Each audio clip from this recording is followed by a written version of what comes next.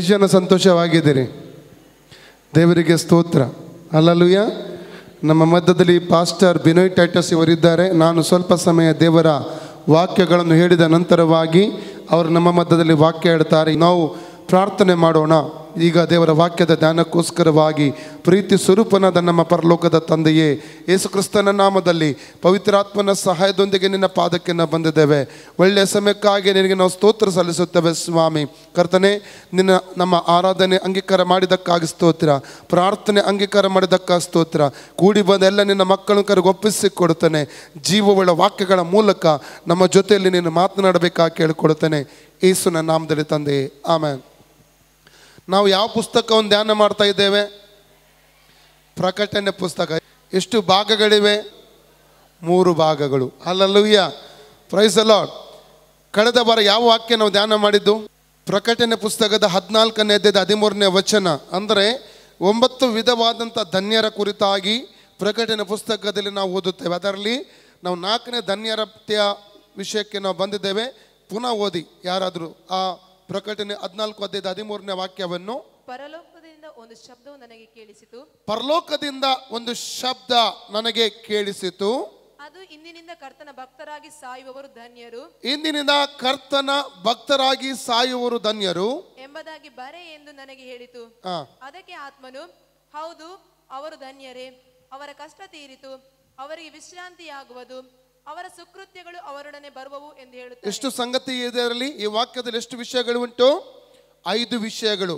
ಪರಲೋಕದ ಶಬ್ದ, ಕರ್ತನ ಭಕ್ತರಾಗಿ ಸಾಯುವವರು ಧನ್ಯರು, ಅವರ ಕಷ್ಟ ತೀರಿತು, ಅವರಿಗೆ ವಿಶ್ರಾಂತಿಯಾಗುವುದು, ಅವರ ಸುಕೃತ್ಯಗಳು ಅವರ ಲೆಕ್ಕಕ್ಕೆ ಬರುವವು.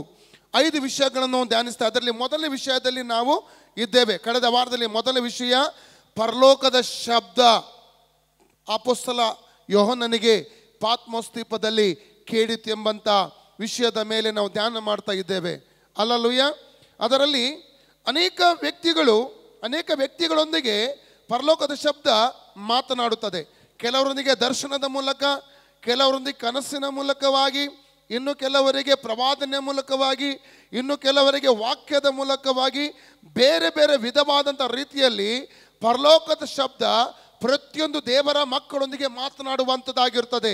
ಯಾರೆಲ್ಲ ಅದನ್ನು ಕೇಳಿ ಒಪ್ಪಿ ಅಂಗೀಕರಿಸಿ ಅದಕ್ಕೆ ವಿಧೇಯತರಾಗುತ್ತಾರೋ ಅಂಥ ವ್ಯಕ್ತಿಗಳನ್ನು ದೇವರು ಆಶೀರ್ವಾದ ಮಾಡುವನೆಂಬುದಾಗಿ ನಾವು ಧ್ಯಾನ ಮಾಡ್ತಾ ಇದ್ದೇವೆ.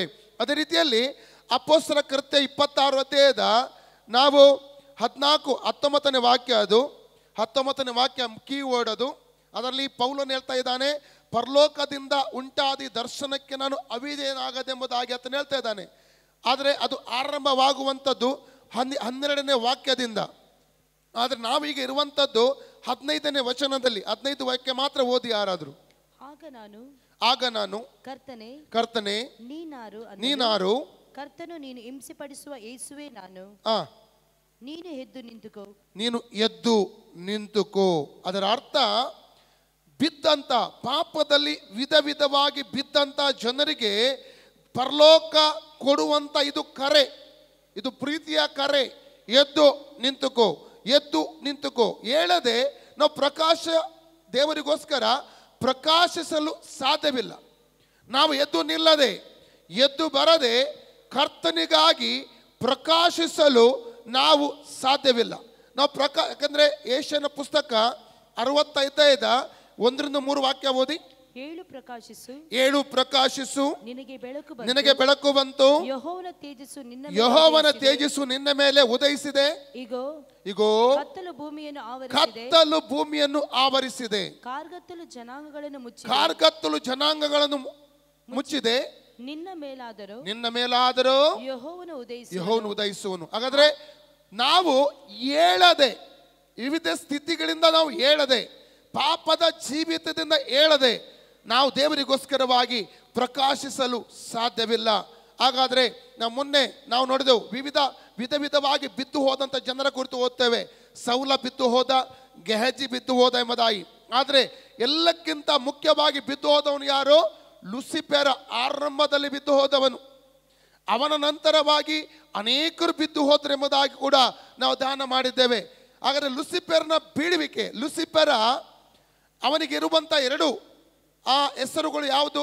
ಅವನಿಗಿರುವಂಥ ಒಂದು ಹೆಸರು ಯಾವುದು? ಉದಯ ನಕ್ಷತ್ರ. ಯೇಸು ಕ್ರಿಸ್ತನ ಹೆಸರು ಏನು?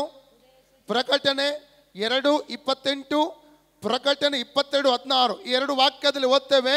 ಯೇಸು ಸ್ವಾಮಿ ಕೊಟ್ಟಂತ ಒಂದು ಪದ ಉದಯ ಸೂಚಕ ನಕ್ಷತ್ರ, ಉದಯ ಸೂಚಕವಾದ ಪ್ರಕಾಶವುಳ್ಳ ನಕ್ಷತ್ರ. ಅಲ್ಲಲ್ಯ. ಆದರೆ ಲುಸಿಫರ್ನ ಕೊಡಲ್ಪಟ್ಟಂತ ಪದ ಯಾವುದು? 14ನೇ ಅಧ್ಯಾಯದಲ್ಲಿ ಏಷ್ಯನ ಪುಸ್ತಕ 12ನೇ ವಾಕ್ಯದಲ್ಲಿ ನಾವು ಓದ್ತೇವೆ ಉದಯ ನಕ್ಷತ್ರ. ಅವನ ಹೆಸರು ಯಾವುದಾಗಿದೆ? ಉದಯ. ಈ ಉದಯ ನಕ್ಷತ್ರ ಹೇಗೆ ಬಿದ್ದು ಹೋದ ಎಂಬುದಾಗಿ ನಾವು ಕಳೆದ ವಾರದಲ್ಲಿ ಒಂದನೇ ವಿಷಯ ಧ್ಯಾನಿಸಿದ್ದೇವೆ. ಪುನಃ ಓದಿಕೊಳ್ಳೋಣ. ಎಸೆಕಿಯೇಲ್ 28:2. ಎಸೆಕಿಯೇಲ್ ಪುಸ್ತಕ, ಎಸೆಕಿಯೇಲ್ ಪ್ರವಾದನ ಪುಸ್ತಕ 28ನೇ ಅಧ್ಯಾಯ 2ನೇ ವಾಕ್ಯ ಓದಿಕೊಳ್ಳಿ ಯಾರಾದರೂ. ನೀನು ತೂರಿನ ಪ್ರಭುವಿಗೆ ಹೀಗೆ ನುಡಿ, ನೀನು ತೂರಿನ ಪ್ರಭುವಿಗೆ ಹೀಗೆ ನುಡಿ, ಕರ್ತನಾದ ಯೆಹೋವನು ಇಂತೆನ್ನುತ್ತಾನೆ, ಕರ್ತನಾದ ಯೆಹೋವನು ಇಂತೆನ್ನುತ್ತಾನೆ, ನೀನು ಉಬ್ಬಿದ ಮನಸ್ಸುಳ್ಳವನಾಗಿ. ನೀನು ಉಬ್ಬಿದ. ಕಳೆದ ವಾರ ನಾವು ಧ್ಯಾನಿಸಿದಂತ ಒಂದು ವಾಕ್ಯ ಉಬ್ಬುವಿಕೆ. ಒಬ್ಬ ವ್ಯಕ್ತಿಯ ಜೀವಿತದಲ್ಲಿ ಉಬ್ಬುವಿಕೆ ಬರುವಾಗ ಅವನು ಹೇಗೆ ಬೀಳ್ತಾನೆಂಬುದಾಗಿ ಕಳೆದ ವಾರ ನಾವು ಧ್ಯಾನ ಮಾಡಿದ್ದೇವೆ. ಇಷ್ಟು ದೊಡ್ಡ ನೆಬೂಕದ್ನೆಚ್ಚರನಾದಂಥ ಅರಸ, ಅಲ್ಲಲ್ಲಿಯ ಲೋಕವನ್ನೆಲ್ಲ ಸ್ವಾಧೀನಪಡಿಸಿಕೊಂಡ, ಆದರೆ ಅವನು ಹೇಗೆ ಬಿದ್ದು ಹೋದ. 7 ವರ್ಷಗಳವರೆಗೆ ಅವನು ಅಹಂಕರಿಸಿದ ನಿಮಿತ್ತವಾಗಿ ಮೃಗಗಳ ಸ್ಥಿತಿಗತಿ ಅವನಿಗೆ ಬಂತು. ಕಾಡಿನಲ್ಲಿ ಮೃಗಗಳ ಹಾಗೆ ಆತನು ವಾಸ ಮಾಡಿದೆ ಎಂಬುದಾಗಿ ನಾವು ನೋಡ್ತೇವೆ. ಯಾವಾಗ ಅವನ ಬುದ್ಧಿ ಅವನಿಗೆ ವಶವಾಯಿತು, ಆವಾಗ ದೇವರನ್ನು ಸ್ತುತಿ ಸ್ತೋತ್ರ ಸಲ್ಲಿಸುವುದಕ್ಕೆ ಆರಂಭ ಮಾಡಿದ ಆತನು. ಅಲ್ಲಿ ದಾನಿಯೇಲನ ಪುಸ್ತಕ 4ನೇ ಅಧ್ಯಾಯ 30ನೇ ವಾಕ್ಯದಿಂದ ಆ ವಿಷಯಗಳನ್ನು ನಾವು ಓದುವುದಕ್ಕೆ ನಮಗೆ ಸಾಧ್ಯ. ಅದೇ ರೀತಿಯಲ್ಲಿ ಉಬ್ಬುವಿಕೆ ನಿಮಿತ್ತವಾಗಿ ಎಷ್ಟೋ ಜನರು ಇವತ್ತಿನ ದಿವಸಗಳಲ್ಲಿ ಬಿದ್ದಿದ್ದಾರೆ, ಬೀಳ್ತಾ ಇದ್ದಾರೆ. ಮತ್ತೆ ಉಬ್ಬುವಿಕೆ ಬರುವುದಾದರೆ ಬೀಳುವಂಥ ಅಪಾಯ ಕೂಡ ಇದೆ. ಅದಕ್ಕೆ ದೇವರ ವಾಕ್ಯ ಹೇಳ್ತಾ ಇದೆ.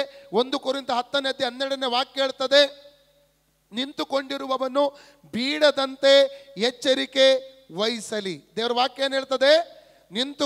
ನಿಂತುಕೊಂಡಿದ್ದೇನೆಂಬುದಾಗಿ ನೆನೆಸುವವನು ಬೀಳದಂತೆ ಎಚ್ಚರಿಕೆ ವಹಿಸ. ದೇವರ ವಾಕ್ಯ ಏನಿರ್ತದೆ? ನಿಂತಿದ್ದೇನೆಂದು ನೆನೆಸುವವನು ಬೀಳದಂತೆ ಎಚ್ಚರಿಕೆ ವಹಿಸಲಿ. ನಾವು ನಮ್ಮನ್ನೇ ದೇವರ ಪ್ರೀತಿಯಲ್ಲಿ ಕಾಪಾಡಿಕೊಳ್ಳಬೇಕು. ಹಲ್ಲೆಲೂಯಾ. ದೇವರ ವಾಕ್ಯ ಯಾಕೆ ಬರೆಯಲ್ಪಟ್ಟಿದೆ? ಇವೆಲ್ಲ ವಿಷಯಗಳು 1 ಕೊರಿಂಥ 10ನೇ ಅಧ್ಯಾಯ 11ನೇ ವಾಕ್ಯ ಓದಿ. 1 Corinthians chapter 10:11 ದಯಮಾಡಿ ಓದಿ. ಅವರಿಗೆ ಸಂಭವಿಸಿದ ಈ ಸಂಗತಿಗಳು, ಅವರಿಗೆ ಸಂಭವಿಸಿದ ಈ ಸಂಗತಿಗಳು ನಿದರ್ಶನ ರೂಪವಾಗಿವೆ, ನಿದರ್ಶನ ರೂಪವಾಗಿವೆ. ಮತ್ತು ಯುಗಾಂತ್ಯಕ್ಕೆ ಬಂದಿರುವವರಾದ ನಮಗೆ, ಯುಗಾಂತ್ಯಕ್ಕೆ ಬಂದಿರುವಾದ ನಮಗೆ ಬುದ್ಧಿವಾದಗಳಾಗಿ ಬರೆದವೆ. ಒಂದನೇದು ನಿದರ್ಶನ ರೂಪ. ಉಬ್ಬುವಿಕೆ ಬಂದರೆ ಒಬ್ಬ ವ್ಯಕ್ತಿ ಹೇಗೆ ಬೀಳ್ತಾನೆ. ಒಂದು ವೇಳೆ ಜ್ಞಾನದ ನಿಮಿತ್ತ ಉಬ್ಬುವಿಕೆ ಬರಬಹುದು, ಹಣದ ನಿಮಿತ್ತ ಉಬ್ಬುವಿಕೆ ಬರಬಹುದು, ಪದವಿಯ ನಿಮಿತ್ತವಾಗಿ ಉಬ್ಬುವಿಕೆ ಬರಬಹುದು, ತಲಂತುಗಳ ನಿಮಿತ್ತ ಉಬ್ಬುವಿಕೆ ಬರಬಹುದು, ವರಗಳ ನಿಮಿತ್ತ ಉಬ್ಬುವಿಕೆ ಬರಬಹುದು, ಅಥವಾ ಸೇವೆ ನಿಮಿತ್ತ ಉಬ್ಬುವಿಕೆ ಬರಬಹುದು, ಅಥವಾ ಇನ್ಯಾವುದೇ ರೀತಿಯಲ್ಲಿಯೂ ಪ್ರಸಿದ್ಧತೆ ನಿಮಿತ್ತ ಅವಾಗ ಉಬ್ಬುವಿಕೆ ಬರಬಹುದು. ಅದು ಉಬ್ಬುವಿಕೆ ಬರುವಾಗ ಒಬ್ಬ ಮನುಷ್ಯನು ಬೀಳ್ತಾನೆ. ಯಾಕಂದರೆ ಜ್ಞಾನೋಕ್ತಿ 16:18 ಹೇಳ್ತದೆ, ಉಬ್ಬಿನಿಂದ ದೊಬ್ಬು, ಗರ್ವದಿಂದ ಭಂಗ. ಉಬ್ಬಿನಿಂದ ದೊಬ್ಬು, ಗರ್ವದಿಂದ ಭಂಗ ಎಂಬುದಾಗಿ ದೇವರ ವಾಕ್ಯ. ಕಂಟಿನ್ಯೂ ಮಾಡಿ. ಆದ ಕಾರಣ ನಿಂತಿದ್ದೇನೆಂದು ನೆನೆಸುವವನು ಬೀಳದಂತೆ ಎಚ್ಚರಿಕೆಯಾಗಿರಲಿ. ಬೀಳದಂತೆ ನಿಂತಿದ್ದೇನೆಂಬುದಾಗಿ ನೆನೆಸುವನು ಏನ್ ಮಾಡಬೇಕು? ಬೀಳದಂತೆ ಅಲ್ಲ. ನಾನು ಹೇಳಿದ 1 Corinthians 10:11. ನಾನು ದೇವರು ಸಮುದ್ರ ಮಧ್ಯದಲ್ಲಿ ದೇವರ ಆಸನವನ್ನೇ ಅಂದುಕೊಂಡು 1 Corinthians 10:11 ಆವಾಗ ಓದಿದಂತ ವಾಕ್ಯ. ಈ ಸಂಗತಿಗಳು ಯುಗಾಂತ್ಯಕ್ಕೆ ಬರುವವರಾದ ನಮಗೆ ನಿದರ್ಶನ ರೂಪಗಳು. ನಿದರ್ಶನ ರೂಪಗಳಂದ್ರೆ ನನ್ನ ಜೀವಿತದಲ್ಲಿ ಉಬ್ಬುವಿಕೆ ಬರುವುದಾದರೆ ನನಗೇನು ಸಂಭವಿಸ್ತದೆ? ಯಾಕೆ ಬಿದ್ದ ವ್ಯಕ್ತಿಗಳ ಕುರಿತಾಗಿ ಸತ್ಯವೇದ ನಮಗೆ ಹೇಳಬೇಕು? ಯಾಕೆ ಪ್ರಕಟ ಮಾಡಬೇಕು? ಯಾಕಂದ್ರೆ ಅವರಿಗೆ ಎಂಥ ಗತಿ ಸಂಭವಿಸಿತ್ತು ಎಂಬುದಾಗಿ ದೇವರ ವಾಕ್ಯ ನಮಗೆ ಸ್ಪಷ್ಟವಾಗಿ ತೋರಿಸ್ತದೆ. ಕೆಲವು ಸಮಯಗಳು ದೇವರೊಂದಿಗೆ ಅವರು ನಡೀತಾ ಇದ್ದರು, ದೇವರೊಂದಿಗೆ ಅನ್ಯೋನ್ಯವಾಗಿದ್ದರು, ದೇವರೊಂದಿಗೆ ಒಳ್ಳೆಯ ಸಂಬಂಧ ಅವರಿಗಿತ್ತು. ಆದರೆ ಉಬ್ಬುವಿಕೆ ಬಂದದರಿಂದಾಗಿ ಅವರ ಜೀವಿತದಲ್ಲಿ ಬಿದ್ದು ಹೋದರು. ಆ ಪರಿಸ್ಥಿತಿ ನಮಗೂ ಕೂಡ ಬರಲಿಕ್ಕೆ ಸಾಧ್ಯತೆ ಇದೆ. ನಾವು ನಮ್ಮನ್ನು ದೇವರ ಪ್ರೀತಿಯಲ್ಲಿ ಕಾಪಾಡಿಕೊಳ್ಳಬೇಕೆಂಬ ಒಂದು ಉದ್ದೇಶದಿಂದ ಈ ವಿಷಯಗಳನ್ನು ಸತ್ಯವೇದದಲ್ಲಿ ಬರೆಯಲಾಗಿದೆ. ಮತ್ತು ಬುದ್ಧಿವಾದಗಳಾಗಿ ನಮಗೆ ಬುದ್ಧಿವಾದಗಳಾಗಿ ದೇವರು ನಮಗೆ ಬರೆದಿಟ್ಟಿದ್ದಾನೆ ಈ ದೇವರ ವಾಕ್ಯ ಭಾಗದಲ್ಲಿ. ರೋಮ 15:4 ಓದಿ. Romans chapter 15:4. ಪೂರ್ವದಲ್ಲಿ ಬರೆದದ್ದಲ್ಲ ನಮ್ಮನ್ನು ಉಪದೇಶಿಸುವುದಕ್ಕಾಗಿ ಬರೆಯಲ್ಪಟ್ಟಿತು. ಯಾವುದಕ್ಕಾಗಿ ಬರೆಯಲ್ಪಟ್ಟಿತ್ತು? ನಮ್ಮನ್ನು ಉಪದೇಶ ಮಾಡುವುದಕ್ಕಾಗಿ ಬರೆಯಲ್ಪಟ್ಟಿದೆ. ಮುಂದೆ ನಾವು ಓದಿ ಸ್ಥಿರಚಿತ್ತವನ್ನು ಆದರಣೆಯನ್ನು ಹೊಂದಿ ರಕ್ಷಣೆಯ ನಿರೀಕ್ಷೆಯುಳ್ಳವರಾಗಿರುವಂತೆ ಈ ಆ ಗ್ರಂಥಗಳು ಬರೆಯಲ್ಪಟ್ಟವು. ಯಾಕೆ ಬರೆಯಲ್ಪಟ್ಟಿತ್ತು? ಓದಬೇಕು, ಸ್ಥಿರಚಿತ್ತತೆಯನ್ನು ಹೊಂದಿಕೊಳ್ಬೇಕು. ಎರಡನೇದಾಗಿ ಆಚರಣೆ ಹೊಂದಿಕೊಳ್ಬೇಕು. ಮೂರನೇದಾಗಿ ರಕ್ಷಣೆಯ ನಿರೀಕ್ಷೆ ಉಳ್ಳವರಾಗಿ ಈ ಲೋಕದಲ್ಲಿ ಜೀವಿಸಬೇಕು. ಅದಕ್ಕಾಗಿ ಈ ಎಲ್ಲ ವಿಷಯಗಳು ಸತ್ಯವೇದದಲ್ಲಿ ಬರೆಯಲ್ಪಟ್ಟಿದೆ. ಲೂಸಿಫೇರ ದೇವರೊಂದಿಗೆ ಸಂಚರಿಸುವಂಥ ಒಬ್ಬ ವ್ಯಕ್ತಿ, ದೇವಾದಿ ದೇವನನ್ನು ಆರಾಧಿಸುವಂಥ ಒಬ್ಬ ವ್ಯಕ್ತಿ, ದೇವಾದಿ ದೇವನನ್ನು ಆರಾಧಿಸುವಂಥ ದೇವದೂತರ ಒಬ್ಬ ನಾಯಕನಾಗಿದ್ದಂಥ ಒಬ್ಬ ವ್ಯಕ್ತಿ. ಆದರೆ ಅವನ ಹೃದಯದಲ್ಲಿ ಗರ್ವ ಬಂದಾಗ, ಅವನ ಹೃದಯದಲ್ಲಿ ಉಬ್ಬುವಿಕೆ ಬಂದಾಗ ದೇವರು ಅವನನ್ನು ಬಿಡಲಿಲ್ಲ. ಅವನನ್ನು ಕೂಡ ಆ ಸ್ಥಾನದಿಂದ ದೊಬ್ಬುವಂಥದ್ದನ್ನು ನಾವು ಕಾಣಲಿಕ್ಕೆ ನಮಗೆ ಸಾಧ್ಯವಾಗ್ತದೆ. ಇವತ್ತು ನಾವು ಎರಡನೇ ವಿಷಯಕ್ಕೆ ನಾವು ಬರ್ತಾ ಇದ್ದೇವೆ. ಎಸೆಕಿಯೇಲ್ 28 ನಾವು ಪುನಃ ಓದಿಕೊಳ್ಳೋಣ.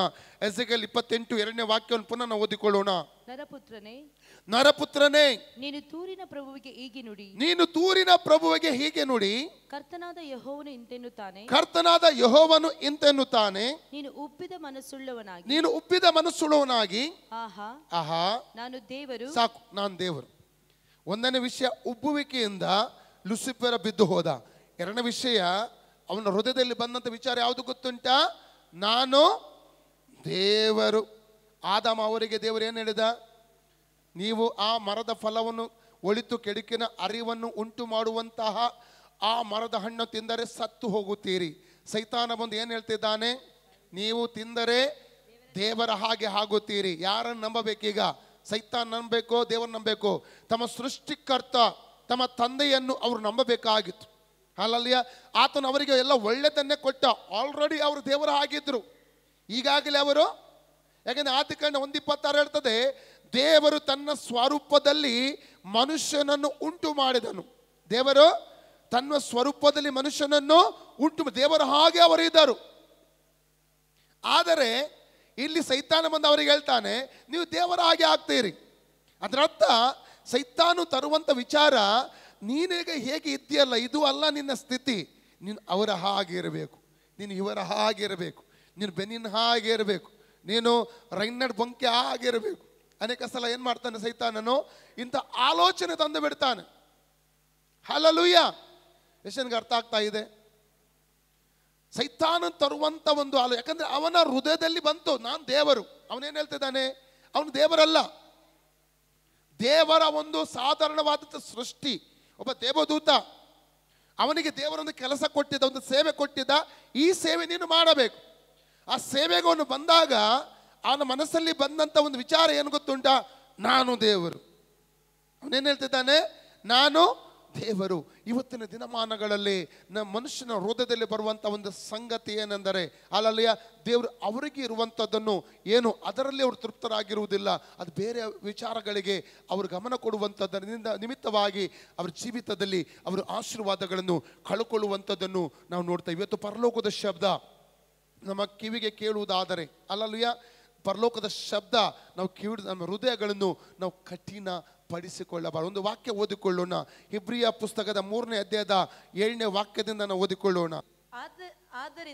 ಆದ್ದರಿಂದ ಪವಿತ್ರಾತ್ಮ ಹೇಳುವ ಪ್ರಕಾರ ನೀವು ಈ ಹೊತ್ತು ದೇವರ ಶಬ್ದಕ್ಕೆ ಕಿವಿಗೊಟ್ಟರೆ ನಿಮ್ಮ ಹಿರಿಯರು ದೇವರ ಕೋಪವನ್ನು ಎಬ್ಬಿಸಿದ ಸ್ಥಳದಲ್ಲಿ ಅರಣ್ಯದೊಳಗೆ ದೇವರನ್ನು ಪರೀಕ್ಷಿಸಿದ ದಿನಗಳಲ್ಲಿ ಮಾಡಿದಂತೆ ನಿಮ್ಮ ಹೃದಯಗಳನ್ನು ಕಠಿಣ ಮಾಡಿಕೊಳ್ಳಬೇಡಿರಿ. ವಾಕ್ಯ ಏನಿರ್ತದೆ? ದೇವರ ಶಬ್ದ ಕೇಳಿದರೆ ನಿಮ್ಮ ಹಿರಿಯರು ಕಠಿಣಪಡಿಸಿಕೊಂಡರು ತಮ್ಮ ಹೃದಯವನ್ನು. ಅವರು ಆಶೀರ್ವಾದ ಕಳಕೊಂಡರು. ದೇವರ ಶಬ್ದಕ್ಕೆ ಅವರು ಕಿವಿಗೊಡಲಿಲ್ಲ. 40 ವರ್ಷಗಳವರೆಗೆ ಅವರು ಮರುಭೂಮಿಯಲ್ಲಿ ಅಲೆದಾಡುವಂತ ಪರಿಸ್ಥಿತಿ ಬಂದು ಬಿಡ್ತು. ಆದರೆ ಇವತ್ತು ನಿಮಗೆ ದೇವರ ಶಬ್ದ ಕೇಳಿದರೆ ಆ ಶಬ್ದಕ್ಕೆ ನೀವು ಕಠಿಣತೆ ತೋರಿಸಬಾರದು ಎಂಬುದಾಗಿ ನಾನು ಮೊನ್ನೆ ನಿಮಗೆ ಹೇಳಿದ್ದೆ. ಅವಿದ್ಯತ್ವದ ಆತ್ಮ ಅದು ತಿರುಗಿ ಬೀಳುವಂತ ಆತ್ಮಕ್ಕೆ ಬಾಗಿಲು ತೆರೀತದೆ. ಎಲ್ಲ ಹೇಳಿ, ಅವಿದ್ಯತ್ವದ ಆತ್ಮ ಅದು ತಿರುಗಿ ಬೀಳುವಂತ ಆತ್ಮಕ್ಕೆ ಬಾಗಿಲು ತೆರೀತದೆ. ಇಲ್ಲಿ ಲೂಸಿಫರನಲ್ಲಿ ಬಂದಂತ ಆತ್ಮ ಅವಿದ್ಯತ್ವದ ಆತ್ಮವಾಗಿತ್ತು. ಅದು ತಿರುಗಿ ಬೀಳುವಂತ ಒಂದು ಆತ್ಮಕ್ಕೆ ಏನಾಯ್ತು? ಅದು ಬಾಗಿಲು ತೆರೆಯಿತು. ಅವನ ಜೊತೆಯಲ್ಲಿ 3 ಪಟ್ಟು ದೇವದೂತರು ಸೇರಿಕೊಂಡು ಅವರು ಬಿದ್ದು ಹೋದರು ಅವನ ಜೊತೆಯಲ್ಲಿ ಅಲ್ಲ. ಪ್ರಕಟಣೆ ಪುಸ್ತಕದಲ್ಲಿ 12ನೇ ಅಧ್ಯಾಯದ 6ನೇ ವಾಕ್ಯದಿಂದ ಓದಿದ್ರೆ ಪರಲೋಕದಲ್ಲಿ ಉಂಟಾಗುವಂತ ಯುದ್ಧದ ಕುರಿತು ಓದಿ ಯಾರಾದರೂ? ಪ್ರಕಟಣೆ 12ನೇ ಅಧ್ಯಾಯ 6ನೇ ವಾಕ್ಯದಿಂದ. ಆ ಸ್ತ್ರೀಯು ಅರಣ್ಯಕ್ಕೆ ಓಡಿ ಹೋದಳು, ಅಲ್ಲಿ ಆಕೆಗೆ 1260 ದಿನಗಳವರೆಗೆ ಪೋಷಣೆಯಾಗಬೇಕೆಂದು ದೇವರು ಸ್ಥಳವನ್ನು ಸಿದ್ಧ ಮಾಡಿದನು. ಪರಲೋಕದಲ್ಲಿ ಯುದ್ಧ ನಡೆಯಿತು. ಮಿಕಾಯೇಲನು ಅವನ ದೂತರು ಘಟಸರ್ಪನ ಮೇಲೆ ಯುದ್ಧ ಮಾಡುವುದಕ್ಕೆ ಹೊರಟರು. ಘಟಸರ್ಪನು ಅವನ ದೂತರು ಯುದ್ಧ ಮಾಡಿ ಸೋತು ಹೋದರು ಮತ್ತು ಪರಲೋಕದೊಳಗೆ ಅವರಿಗೆ ಸ್ಥಾನವು ತಪ್ಪಿ ಹೋಯಿತು. ಭೂಲೋಕದವರನ್ನೆಲ್ಲ ಮರಳುಗೊಳಿಸುವ ಆ ಮಹಾ ಘಟಸರ್ಪನು, ಅಂದರೆ ಪಿಶಾಚನೆಂತಲೂ ಸೈತಾನನೆಂತಲೂ ಹೆಸರುಳ್ಳ ಪುರಾತನ ಸರ್ಪವು ದೊಬ್ಬಲ್ಪಟ್ಟು ಭೂಮಿಗೆ ಬಿದ್ದನು. ಅವನ ದೂತರು ಅವನೊಂದಿಗೆ ದೊಬ್ಬಲ್ಪಟ್ಟರು. ಆಗ ಪರಲೋಕದಲ್ಲಿ ಒಂದು ಮಹಾ ಲಕ್ಷಣವು ಕಾಣಿಸಿತು. ಅದೇನೆಂದರೆ ಸೂರ್ಯನನ್ನು ಧರಿಸಿಕೊಂಡಿದ್ದ ಒಬ್ಬ ಸ್ತ್ರೀ ಇದ್ದಳು. ಆಕೆಯ ಕಾಲುಗಳ ಕೆಳಗೆ ಚಂದ್ರನಿದ್ದನು. ಆಕೆಯ ತಲೆಯ ಮೇಲೆ 12 ನಕ್ಷತ್ರಗಳುಳ್ಳ ಒಂದು ಕಿರೀಟವಿತ್ತು. ಆಕೆಯು ಗರ್ಭಿಣಿಯಾಗಿದ್ದು ಪ್ರಸವ ವೇದನೆಯಿಂದ ಸಂಕಟ ಪಡುತ್ತಾ ಕೂಗುತ್ತಿದ್ದಳು. ಪರಲೋಕದಲ್ಲಿ ಮತ್ತೊಂದು ಲಕ್ಷಣವು ಕಾಣಿಸಿತು. ಅದೇನೆಂದರೆ ಕೆಂಪಾದ ಮಹಾ ಘಟಸರ್ಪವಿತ್ತು. ಅದಕ್ಕೆ 7 ತಲೆಗಳು 10 ಕೊಂಬುಗಳು ಇದ್ದವು. ಅದರ ತಲೆಗಳ ಮೇಲೆ 7 ಮಕುಟಗಳಿದ್ದವು. ಅದರ ಬಾಲವು ಆಕಾಶದಲ್ಲಿರುವ ನಕ್ಷತ್ರಗಳೊಳಗೆ 1/3 ಭಾಗವನ್ನು ಎಳೆದು ಭೂಮಿಗೆ ಹಾಕಿತು. ಹಲ್ಲೆಲೂಯಾ. ಎಷ್ಟನೇ ಭಾಗ? 3. ನಕ್ಷತ್ರ ಎಂದರೆ ಏನು ಗೊತ್ತಾ ನಿಮಗೆ? ನಕ್ಷತ್ರ ಎಂದರೆ ದೇವದೂತ. ನಕ್ಷತ್ರ ಎಂದರೆ ಯಾರು? ದೇವದೂತ. ಅದರ ಬಗ್ಗೆ ಯಾಕಂದ್ರೆ ನಮಗೆ ಸ್ತ್ರೀಯ ಕುರಿತು ಕೂಡ ಧ್ಯಾನ ಮಾಡಲಿಕ್ಕೆ ಇದೆ. ಅನೇಕ ಕೊಂಬುಗಳು, ತಲೆಗಳು, ಅನೇಕ ವಿಷಯಗಳು ಮುಂದಿನ ದಿವಸಕ್ಕೆ ನಾವು ಧ್ಯಾನ ಮಾಡಲಿಕ್ಕೆ ಹೋಗ್ತೇವೆ.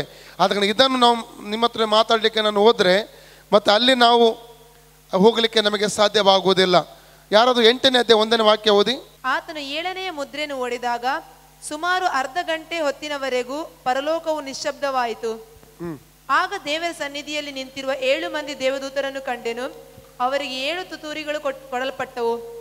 ಇಲ್ಲಿ ನಾವು ಮುಖ್ಯವಾಗಿ ನಾವು ನೋಡುವಂಥದ್ದು 3ರಲ್ಲಿ 1 ಭಾಗ. ಇಲ್ಲಿ ದೇವದೂತರು ಸೈತಾನನೊಟ್ಟಿಗೆ ಅವಿಧೇಯರಾಗಿ ಬಿದ್ದು ಹೋಗುವಂಥದ್ದನ್ನು ಇಲ್ಲಿ ನಾವು ಕಾಣಲಿಕ್ಕೆ ನಮಗೆ ಸಾಧ್ಯವಾಗ್ತದೆ. ಎಷ್ಟು? 3ರಲ್ಲಿ 1 ಭಾಗ ದೇವದೂತರು ಇವರ ಜೊತೆಯಲ್ಲಿ, ಇವನ ಸೈತಾನ ಲೂಸಿಫರ್ನ ಜೊತೆಯಲ್ಲಿ ಬಿದ್ದು ಹೋಗುವಂಥದ್ದು ನೋಡ್ತೇವೆ. ಕಾರಣ ಆ್ಯಕ್ಚುಲಿ ಈ ಯೋಚನೆ ಬಂದದ್ದು, ನಾನು ದೇವರು ಎಂಬಂಥ ಒಂದು ಯೋಚನೆ ಬಂದದ್ದು ಲೂಸಿಫರ್ನ ಹೃದಯದಲ್ಲಿ. ಆದರೆ ಅವನು ಏನು ಮಾಡಿದ? ತನ್ನ ಜೊತೆಯಲ್ಲಿ ಉಳಿದ ದೇವದೂತರುಗಳನ್ನು ಕೆಡಿಸುವಂಥದ್ದನ್ನು ಅಲ್ಲಿ ನಾವು ಕಾಣ್ತಾ ಇದ್ದೇವೆ. ಹಲ್ಲೆಲೂಯಾ. ಒಂದು ವಾಕ್ಯ ಓದಿ. ಇಬ್ರಿಯ ಪುಸ್ತಕ 12ನೇ ಅಧ್ಯಾಯ 12ರಿಂದ 15 ವಾಕ್ಯದವರೆಗೆ ನಾವು ಓದಿಕೊಳ್ಳೋಣ.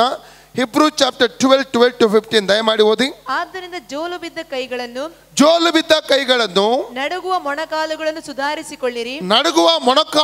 ಸುಧಾರಿಸಿಕೊಳ್ಳಿರಿ. ನಿಮ್ಮ ಕಾಲುಗಳಿಂದ ನೆಟ್ಟಗೆ ಮುಂದೆ ನಡೆಯಿರಿ. ಹೀಗೆ ಮಾಡಿದರೆ ಕುಂಟು ಕಾಲು ಉಳುಕಿ ಹೋಗದೆ ವಾಸಿಯಾಗುವುದು. ಎಲ್ಲರ ಸಂಗಡ ಸಮಾಧಾನದಿಂದಿರುವುದಕ್ಕೂ ಪರಿಶುದ್ಧತೆಯನ್ನು ಹೊಂದುವುದಕ್ಕೂ ಪ್ರಯತ್ನ ಮಾಡಿರಿ. ಪರಿಶುದ್ಧತೆ ಇಲ್ಲದೆ ಯಾವನು ಕರ್ತನನ್ನು ಕಾಣುವುದಿಲ್ಲ. ನಿಮ್ಮಲ್ಲಿ ಯಾವನಾದರೂ ದೇವರ ಕೃಪೆಗೆ ತಪ್ಪಿ ಹಿಂಜರಿಯದಂತೆ ಯಾವ ವಿಷವುಳ್ಳ ಬೇರು ನಿಮ್ಮಲ್ಲಿ ಚಿಗುರಿ ಅಸಮಾಧಾನ ಹುಟ್ಟಿಸಿ ಸಭೆಯವರನ್ನು ಕೆಡಿಸದಂತೆ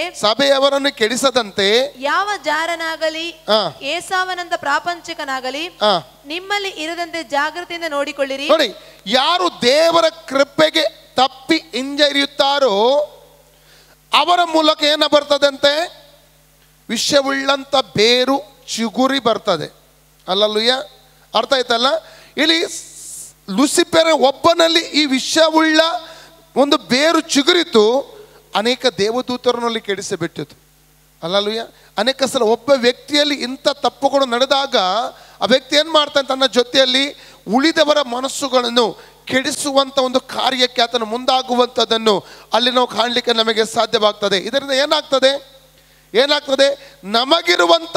ನಮಗಿರುವಂಥ ಆಶೀರ್ವಾದಗಳನ್ನು ನಾವು ಇತರರ ಜೊತೆಯಲ್ಲಿ ಸೇರಿಕೊಂಡು ನಾವು ಕಳಕೊಳ್ಳುವಂಥ ಅಪಾಯ ನಮ್ಮ ಮುಂದೆ ಇದೆ ಎಂಬುದಾಗಿ ಹೇಳುವುದಕ್ಕೆ ನಾನು ನಿಮ್ಮಲ್ಲಿ ಇಷ್ಟಪಡುತ್ತೇನೆ ಪ್ರಿಯರೇ. ಹಲ್ಲೆಲೂಯಾ.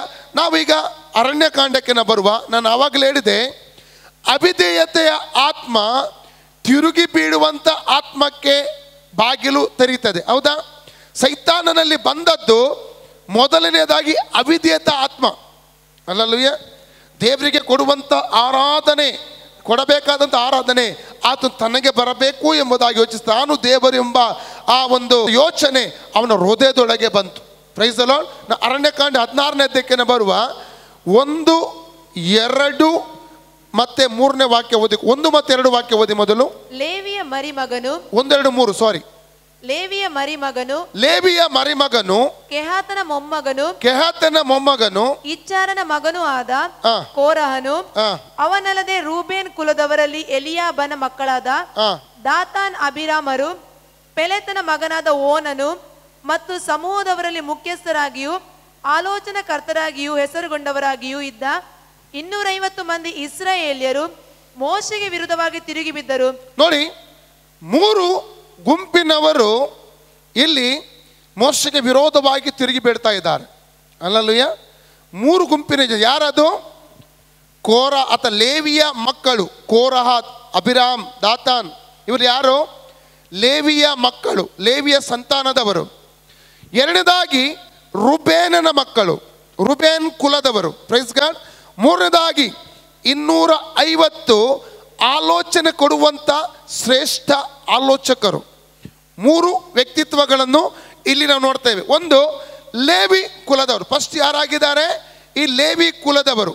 ನಾವು ಆದಿಕಾಂಡ 29ನೇ ಅಧ್ಯಾಯ 34ನೇ ವಾಕ್ಯ ಓದುವ.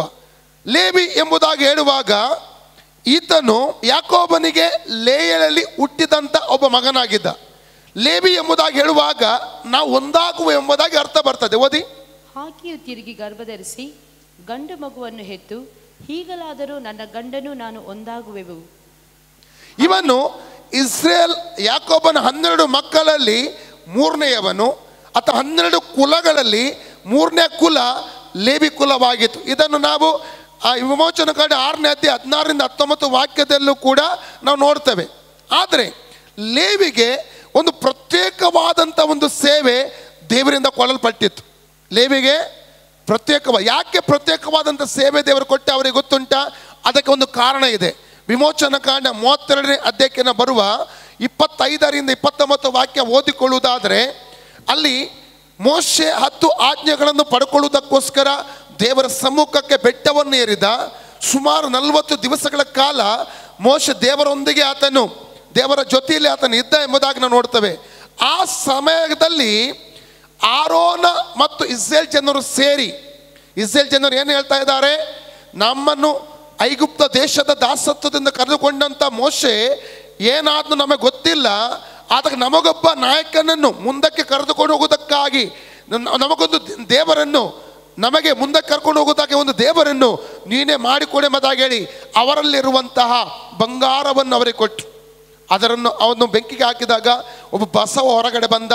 ಕೊನೆಗೆ ಆರೋನ ಹೇಳ್ತಾ ಇದ್ದಾನೆ, ನಿಮ್ಮನ್ನು ಐಗುಪ್ತ ದೇಶದಿಂದ ಬಿಡಿಸಿ ಕರ್ಕೊಂಡ ದೇವರು ಇವರೇ ಆಗಿದ್ದಾನೆಂಬುದಾಗಿ ಹೇಳಿ ಅದಕ್ಕೆ ಸರ್ವಾಂಗ ಹೋಮಗಳನ್ನು, ಬಲಿಗಳನ್ನು ಕೊಟ್ಟು ಅವರು ಆರಾಧನೆ ಮಾಡುವಂತ ನೋಡುತ್ತವೆ.